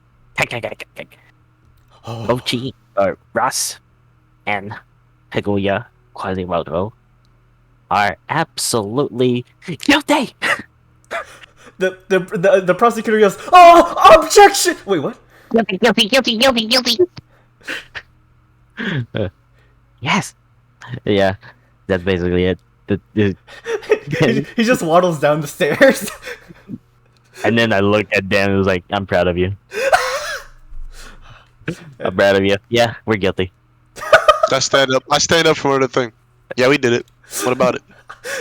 One of the prosecutors yells, "Objection!" And he goes in front of the other two, and he's just completely teary-eyed, and he looks at Dan and he says, "I love your resolve."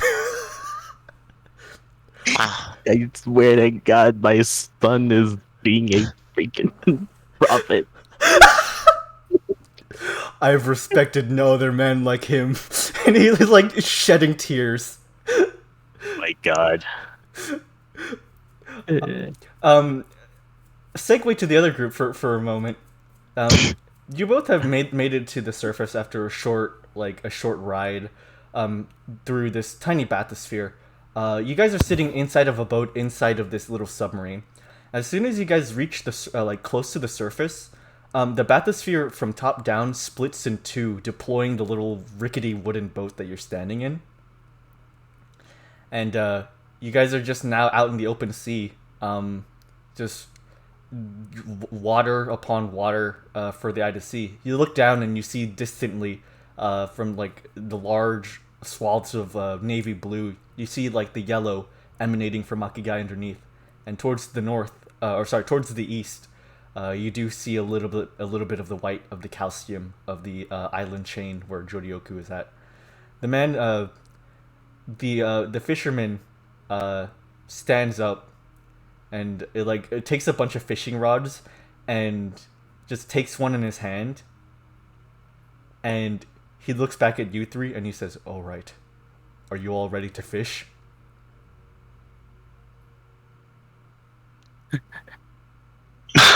Maybe? I guess. You guys all know how to fish, right?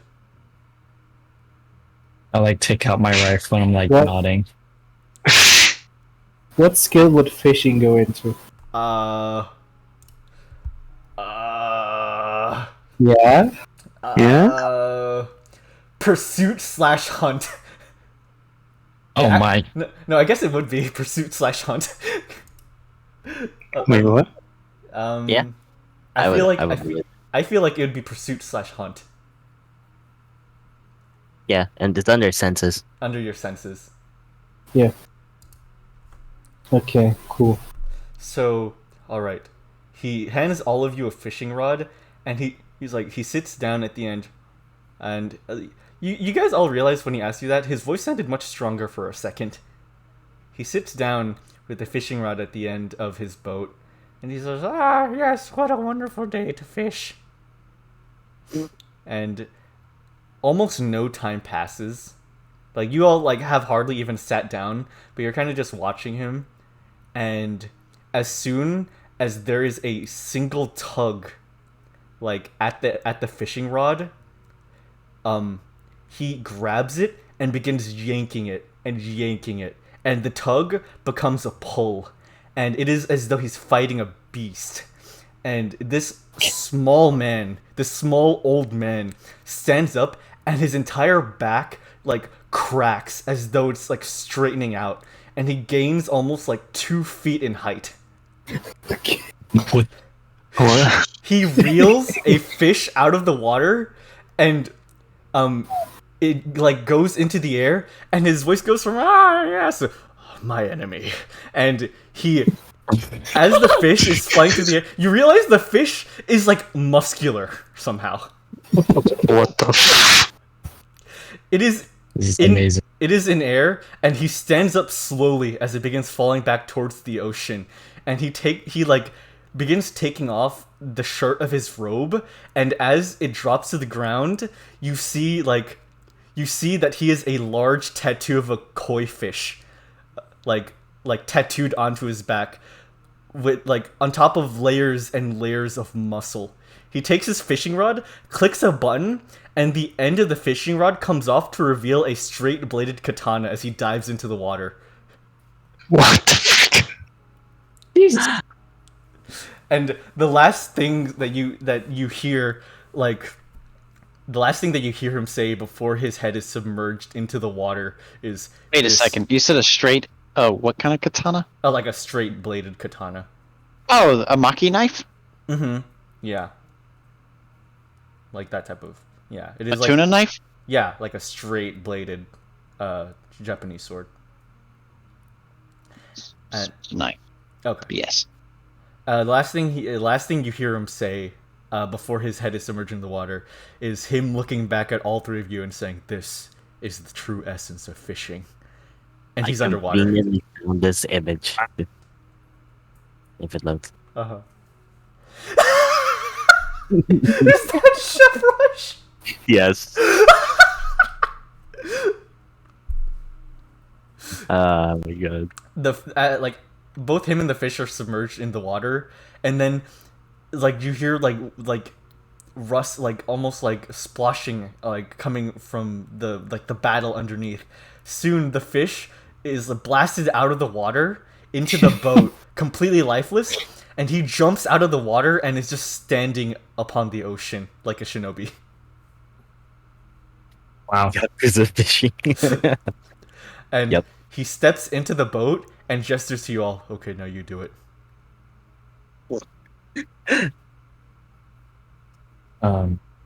Bruh. Sure. I'm just gonna throw a fishing line. I would like you all to roll a single d6. Oh, Wait, okay. what is this for? Why is single d6? Order. Oh, Oh, Initiative? okay. No, not initiative, just order. No, it's Yoshida, It's your line begins shaking. Wait, what? Your line that you cast out begins shaking. Okay, I guess I'll try to pull it. The tug becomes a violent pull.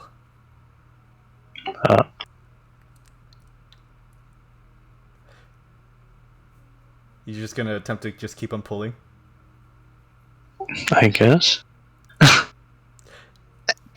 Bless you. The pulling stops, and out of the water comes just the head of a salmon, just looking at you. What?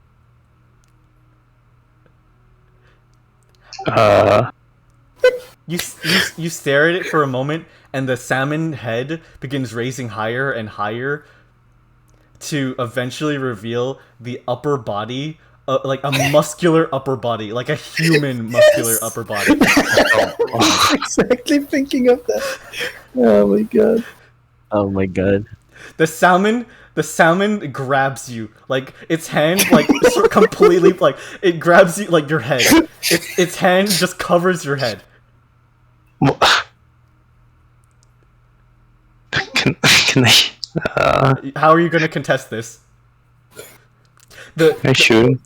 Or shoot his arm. Go for it. Okay. The master, by the way, is just sitting cross-legged and cross-armed with his eyes closed, just in the boat. He knows what's going on. Oh yeah. Your rifles come about you, and your rifles come about you, and you're saying you want to shoot the arm off? Yeah. Okay. Okay. So I would like you to roll for marksman, please. Yeah. By the way, has the sea been really choppy? It's mainly just clear ocean right now, in a clear day. Okay.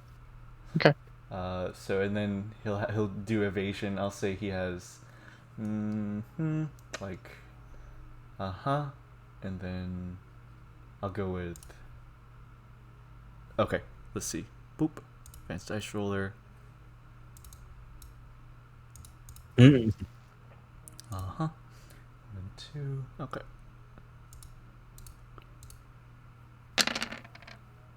Okay, handedly, your guns, like, with precise movements, whoosh out of under your coat and form a kind of ring around his arm. They all fire at the same time, just completely bisecting it from the rest of his body.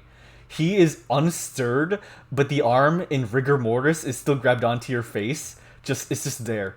And he, like, the way he swims is like, he doesn't even move. His body is just propelled through the water. And he just... Oh my god. And the hand attached to your face, like, just falls off as it realizes it's dead. And with his right arm, he attempts to make a final punch at you. Oh my god. Kind of like, I guess, use my sword, then try Sure. like a slice or block or. Okay, sounds good. You have a sword? Yeah. Yeah, I have a katana. Okay. It is going to do unarmed combat. Arm combat.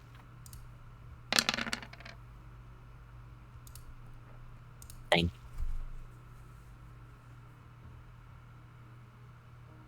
Alright, go for it, Max. Oh! Oh. Wait, is that melee? Yeah, that's melee. Yeah, melee weapons. Okay. The fish, the sword, like, you attempt to block yourself, and the fist almost, like, after shadows and completely misses the sword.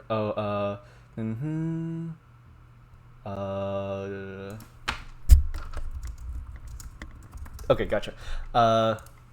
Yeah, so almost like an after image, the fist blocks the sword, and the salmon just punches you, and you take the momentum, like, into the ocean, and, like, you go flying for a bit, and then fall into the ocean next to the boat.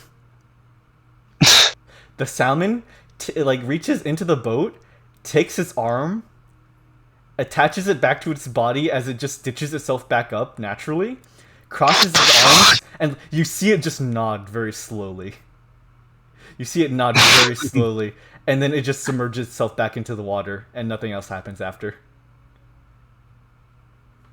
The bread, oh my god. I get back on the boat. You get back on the boat just drenched.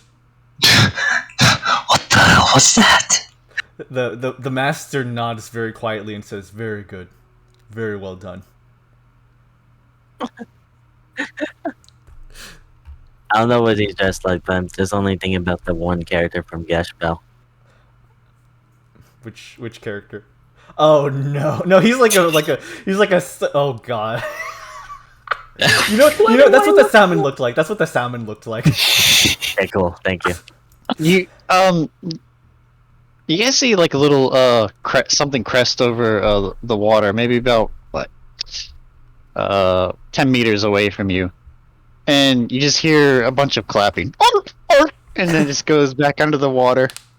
Very good, very good. Next up, Hisoka, you feel a tugging at your string. Now, what is it? What's up? Wait. So like while the first person was, dealing with their fish, I had attached my fishing line to my gun. Oh. And I'm using what's it? A soul gem bobber. So because they glow, right? All right, that's gonna be useful. Okay, and I'm gonna use that to shoot it out into the water. Okay. So that's your plan? Yeah. Okay. So you hear bobbing. Like you feel bobbing in here. You shoot. The shot, whatever is pulling at it, it barely misses the target. As the target is brought up out of the water, it is okay, you drag it out of the water and it is brought through the air. It is an exact copy of you, except with gills. With like gills and fins. And the fish yells, "Ha! I am a fish that replicates you, your deepest, darkest parts of your inner self." Wait a minute, it's me, but what? It's you, but with gills and fins. Oh god. Okay. How about we talk about those mother issues? And he like dives at you. Not my mom. Oh my god. What would you like to do? He's like going towards you, but you can use the opportunity to do your action first. Wait, so like it's got my line, right? Oh yeah, it's on your line, and you could just fire again. Like your gun doesn't need to be reloaded. Do you think the soul gem possibly glows enough for me to see where it is? See it through the fish? Yeah. Yeah, probably. Yeah, definitely. I want to shoot the soul gem. Okay, please make a marksman roll with a success rate of 4. No, wait, 3. This isn't too hard. 3. Just in motion. Yeah.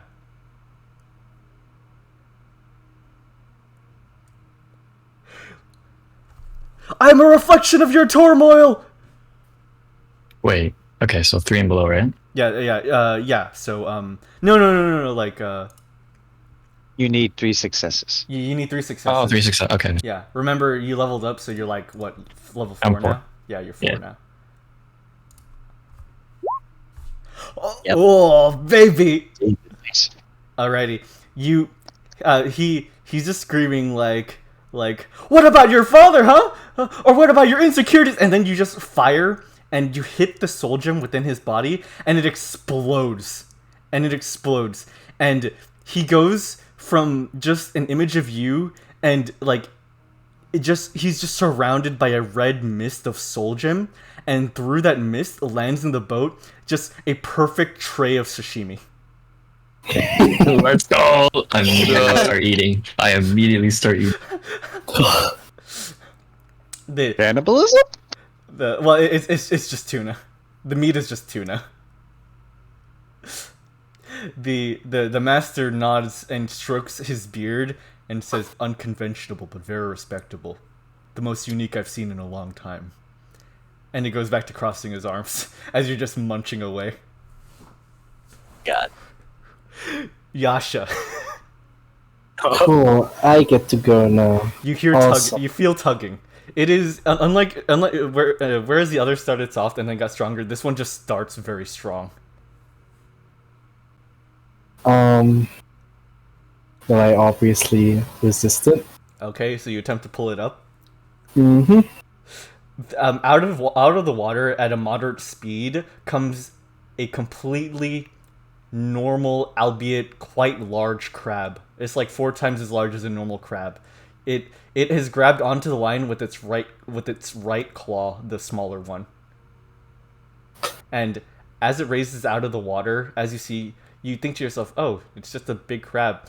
Its left claw comes out of the water. It is holding a gun pointed at you. Oh my God. That's not normal. Yeah. It is going to attempt to fire its gun at you. I would love to parry the bullet. Okay, so you're gonna just punch the bullet. I would love to punch the bullet, but I Okay. don't know what I would have to roll for. Please roll unarmed combat. Oh, okay. So, body unarmed combat. Yeah. Now, do I get to roll empathy for this? Oh yeah, of course. Okay. Because of your build, yeah. Um. Oh my god, you guys have the. Let's see. Mm-hmm. 8. Cool. So it'll have.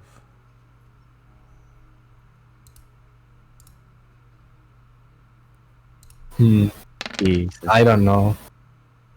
The gun fires off a normal bullet. It rushes towards your face and you punch it and it ricochets off into like it ricochets and it's just flipping still incredibly quickly and it's about to hit the master until he catches it with chopsticks. The crab looks at you. Its expressionless face has anger and hatred in its eyes. Okay. The crab takes its other like unarmed claw, letting go of the line as it is slowly making its way into the boat, and you hear it whisper, "Not so shrimple now," as it makes an attack at you. No. God. Oh my god. It is going to attempt to use its smaller arm to jab at you multiple times. Oh my God. Can't God believe in this. heaven, what is going on? Not so simple now. It is going to attempt to make 3 jabbing attacks at you. Oh. Okay. I will block. I guess I will defend against all of them. Mm-hmm. With your okay. It's the exact same roll, right? Yes. Yeah.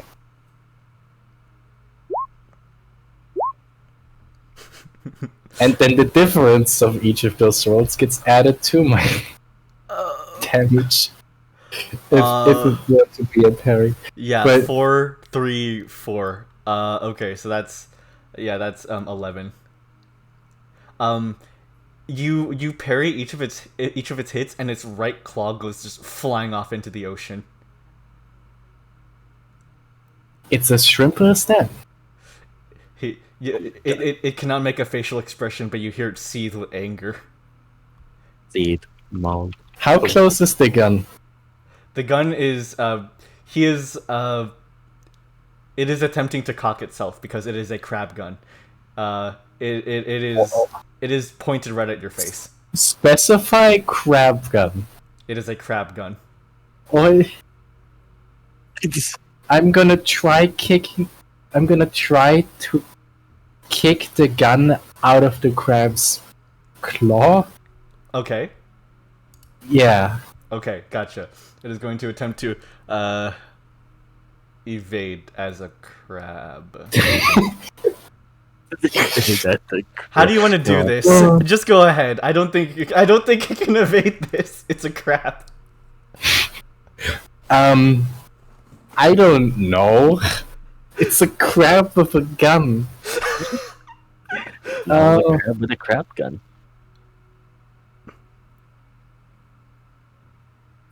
You know what? So I actually kicked the gun into the air right as it was about to fire. Mm-hmm.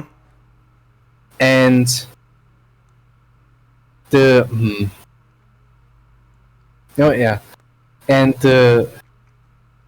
it basically just flings up into the air. Mm-hmm. And I kind of just use after I kicked into the crab's claw to disarm it. Mm-hmm. I directly jump off from the crab. Mm-hmm. And try to reach the gun and try to fire a shot with a gun. I have no idea on how I'm supposed to use it. So you go into the air, you grab the gun, and you attempt to fire it. Yes. The crab gun. I'm going to ask you to roll for oh crap. Let's see. You know what? I would like to ask you to roll for information with a success rate of 3 to see if you can understand how to use a crab gun. Wait, don't I actually have info? I have 2, 3. Oh, this is okay. 3d6 success, 2 or less.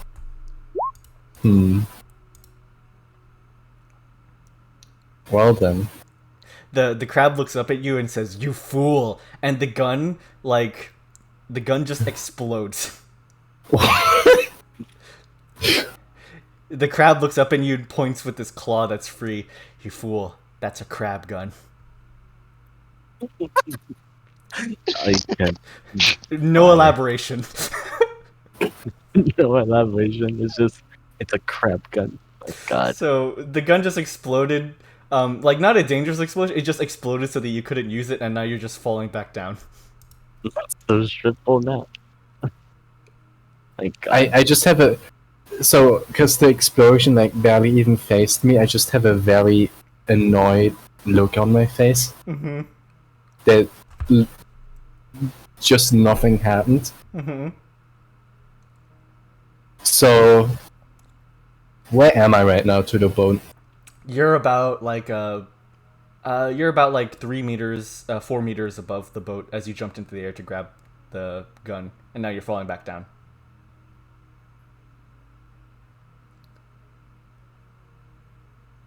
The rest of you see Yasha above you guys, her back to the sun. She's making it a black silhouette of herself against the sun, essentially, as she falls back down.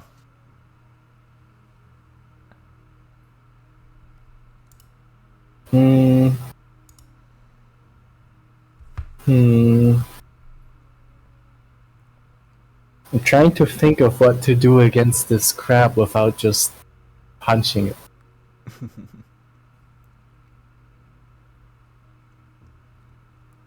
You know what? The fisherman nods and just says, "Impressive." And he takes one of the fishing rod swords and and just rubs it so quickly that it becomes red hot, and then throws it up at the air at you. Oh my fucking god. Sure, I try to catch it. Uh-huh. Okay. You do so. Okay. And then would it just cut through the crab? Because I don't actually want it to cut through the crab.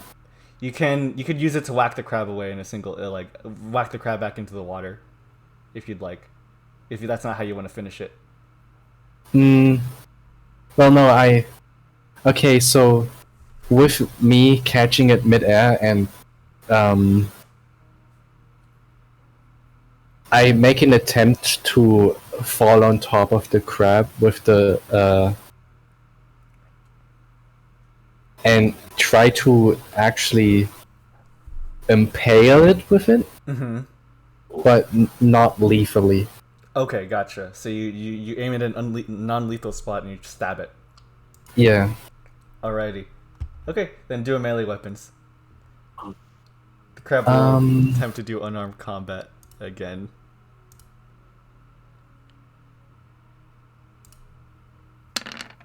With melee weapons, I am a lot weaker.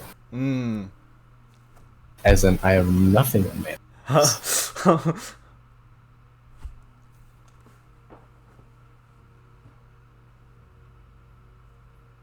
Yeah. Oh. Buddy. The crab is like grabbed your arm, and like the sword is like almost to its face. Like its blue shell where the sword is like close to begins turning orange as it's like cooking that specific part of the shell.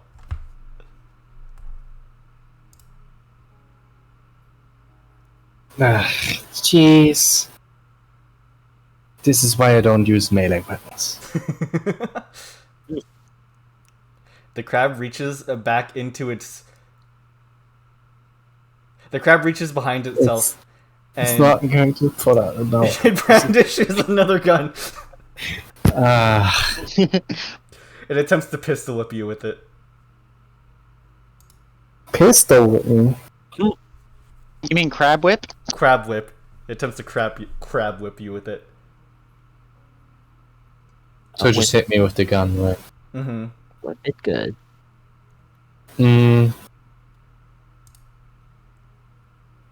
Yeah, I mean... Well, I'm just gonna... In what position did it catch me?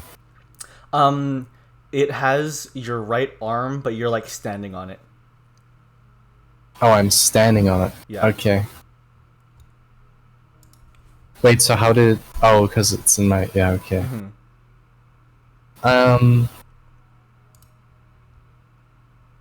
So do I have enough time... Wait a minute. Does it have multiple claws? It just has the... Oh shit. You kicked off, or one of the claws got knocked off. You know what? I'm gonna play into this. It, like, the gun... It, like, took out a gun with its stump, and then the gun just fell to the ground. Oh my god. It attempts to, like, hit you in the face, but you just hit with soft, delectable crab meat from the stump.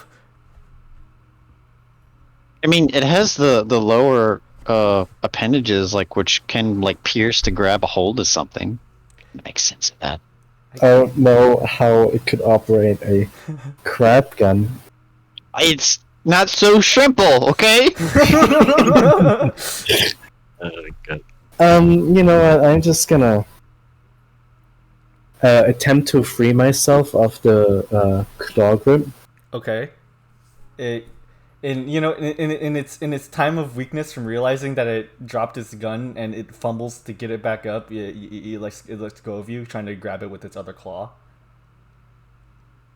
Okay, so I'm now on top of it. You're now on top of it as it's trying to grab its gun.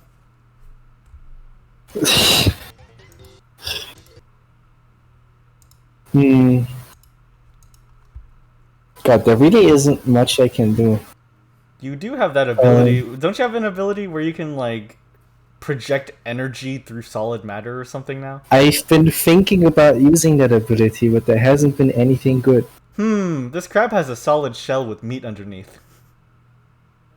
Well, we'll just pass through it. Okay, so that's how it would work. It would just pass through, like, the crab itself. Yeah, it has to have a direct exit point. Oh, okay, gotcha. Else, you know, I could just punch a person and hit that person's heart, and then they die instantly. Yeah, that's true. So I was really hoping I was gonna fight like a checking aquatic Iroi, but you know what? Sure. Hey, down the line. Darn, yeah. Alright, you know what? I'm just gonna now I'm just gonna do a cutting motion with my right hand and cut off the other claw. Ooh. And then as it's cut off, I jump up to get the claw and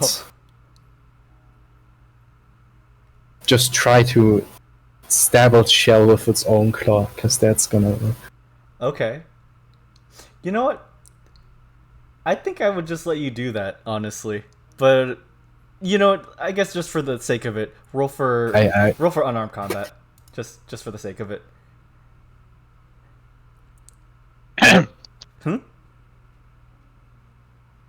Sorry. Oh, okay. Okay, I don't think it is any. Okay.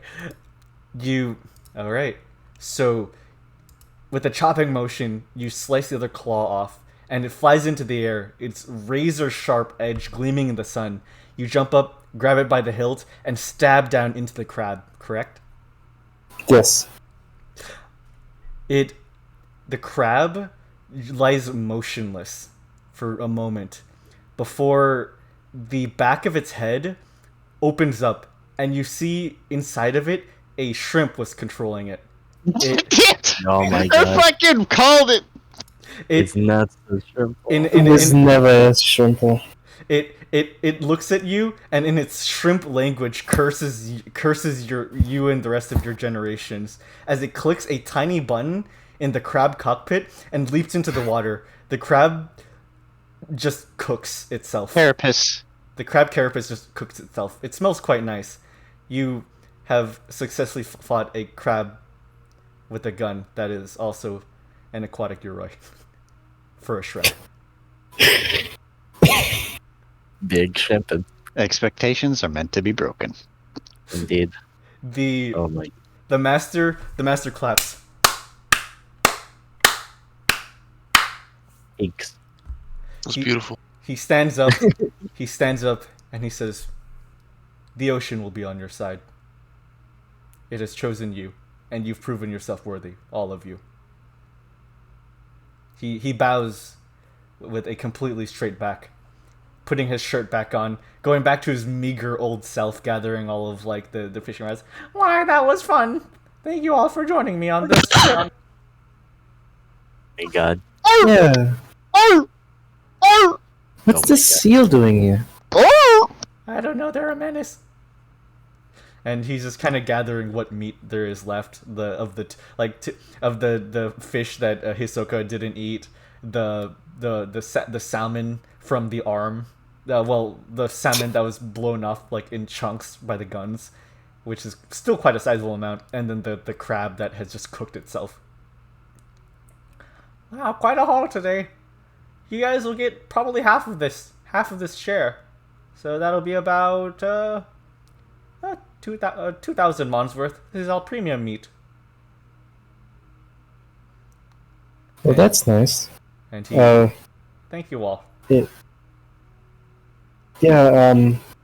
No problem. I just wonder about the culture of this ocean. It's beautiful, isn't it? I'm kind of concerned. Nature is beautiful. He looks into the middle distance. You just look down at like just the gun.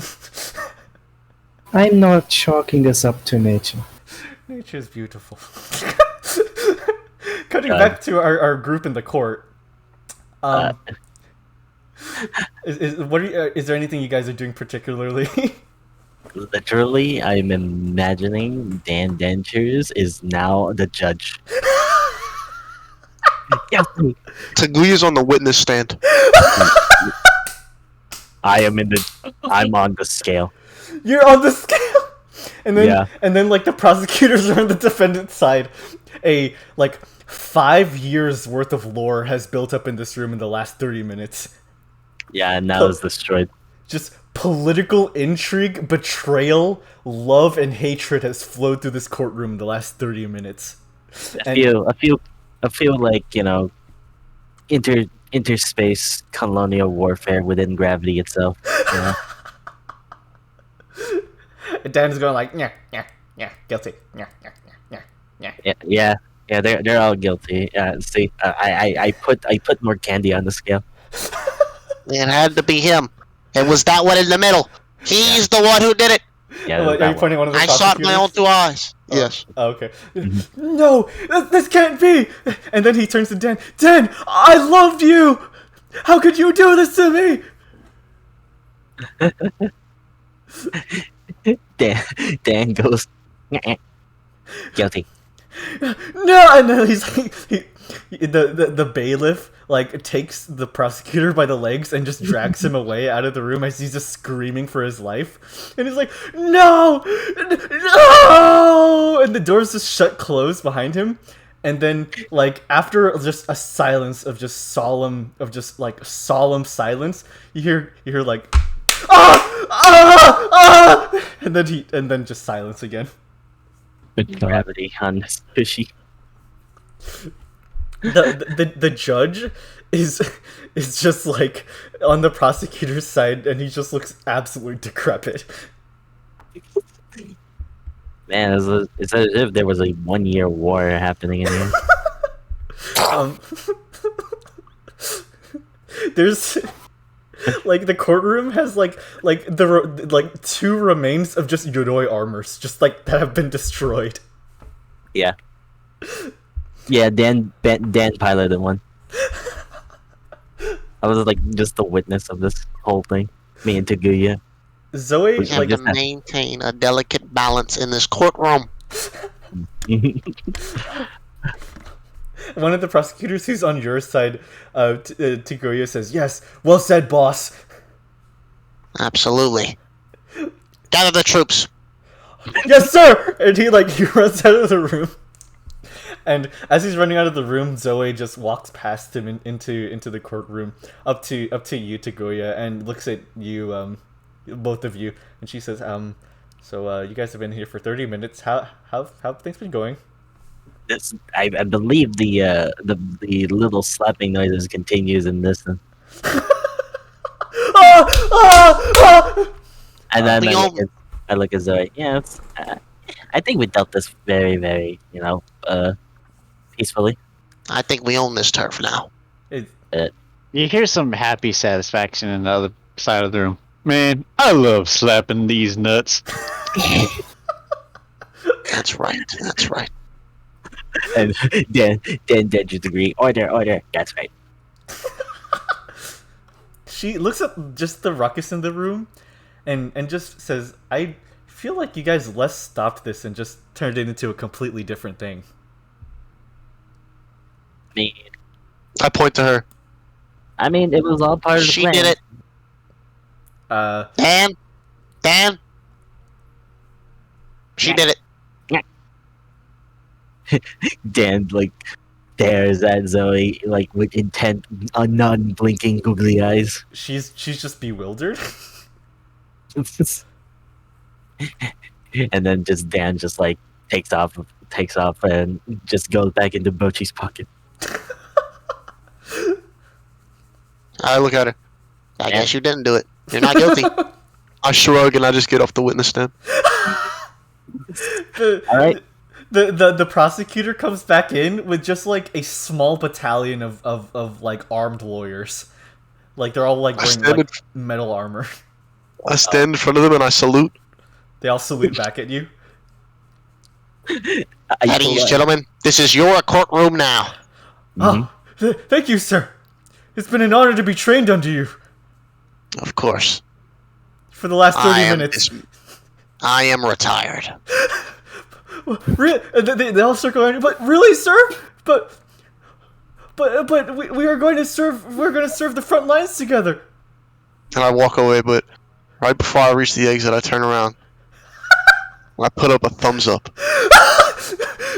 Captain! Oh, They're just all I'll sobbing. walk They're just all sobbing. Like the door like does that thing where it's just completely white and you just walk into like Exactly. the light. Like Captain! And they're just falling to their knees and like sobbing as like you and Bocchi just walk out and they're just sobbing and wiping away their tears, and one of them just like the youngest one reaches his arm out and goes, "Captain, I'll fight you one day." And then after that, after we left, and he said that, all of a sudden the scene is just now like crayon colored, and then credits rolled. Like you guys left Zoe in there, so she like opens the door as well, and she's like, "Oh, excuse me," and she closes the door, and she comes out to you guys, and she's like, well, I guess that's a mission complete. Something's changed. Yep. I don't think they'll be harassing people anymore. All part of the plan. What did you guys do in there? I'm crying. In the last 30 minutes, you've learned the concepts of loyalty and dedication to the people around you. Yeah. It is a terrible Yeah, day for rain. You just like the portion of the ceiling you're walking under just has a leak, like so like a bunch of drops fall on your face, and then a janitor goes behind you and puts a bucket there. Yeah, and then like as Tiguya was crying, I was like, yeah, things happen. Dad and I got my official trademark for my business, so. Congratulations. Well, I guess the workers' office awards you 2,000 mon. Yep. And she just hands it out to both of you guys. You guys are just covered in like blood and like military gear that you didn't have on before, and just dirt and grime. Like patents and like trademarks on my like sign here. I'm stamped from head to toe. Dan Deadchase, now he has like a freaking mallet. Oh my god, he's like a gavel. Mm-hmm. He just swallows it again. Mm-hmm. How much money did you say we get? 2,000. 2,000. 2,000 each. Well, that's a job well done, Mrs. Thank you for your hard work. She looks back at just the courtroom doors. It's appreciated? Question mark. Yes. It's a job only we could do. Agreed. I shake her hand, and then I pat Tiguya's back. Let's go, bud. We're off. Arm in arm, you guys head back. All of you eventually compound together. You're all like the three Yoshida, Hisoka, and Yasha. You guys are just covered in like just blood from like the fish that you fought, as well as seawater. And you, Tiguya and Bocchi, are just covered in that dirt and grime and blood. And it's been a long day for you guys. You all just meet up, and just in a solemn silence, you all can agree that you've learned something about this place, and that you have some resolve that wasn't there before that you aren't able to really place. You head back to your dormitories. Oh my god. And I guess if nothing else, the session will end there. Yay! Cool. That was a sick session. I think This was the funniest session so far. Well, definitely. That shit was amazing. a lot of. Oh man, the calm before the storm. Oh yeah. I part 3'd it, whereas like the funniest episodes are coming before the finale. Yeah, that was Right. great. I'm glad you So guys fucking had fun. Alrighty. I actually did surgery. Lol. Yeah, let's go. Alrighty. Any last words Well, before no. the recording ends? Like it cut G slap. Claps. It was never a shrimple. 7, 6, 5, 4, 3.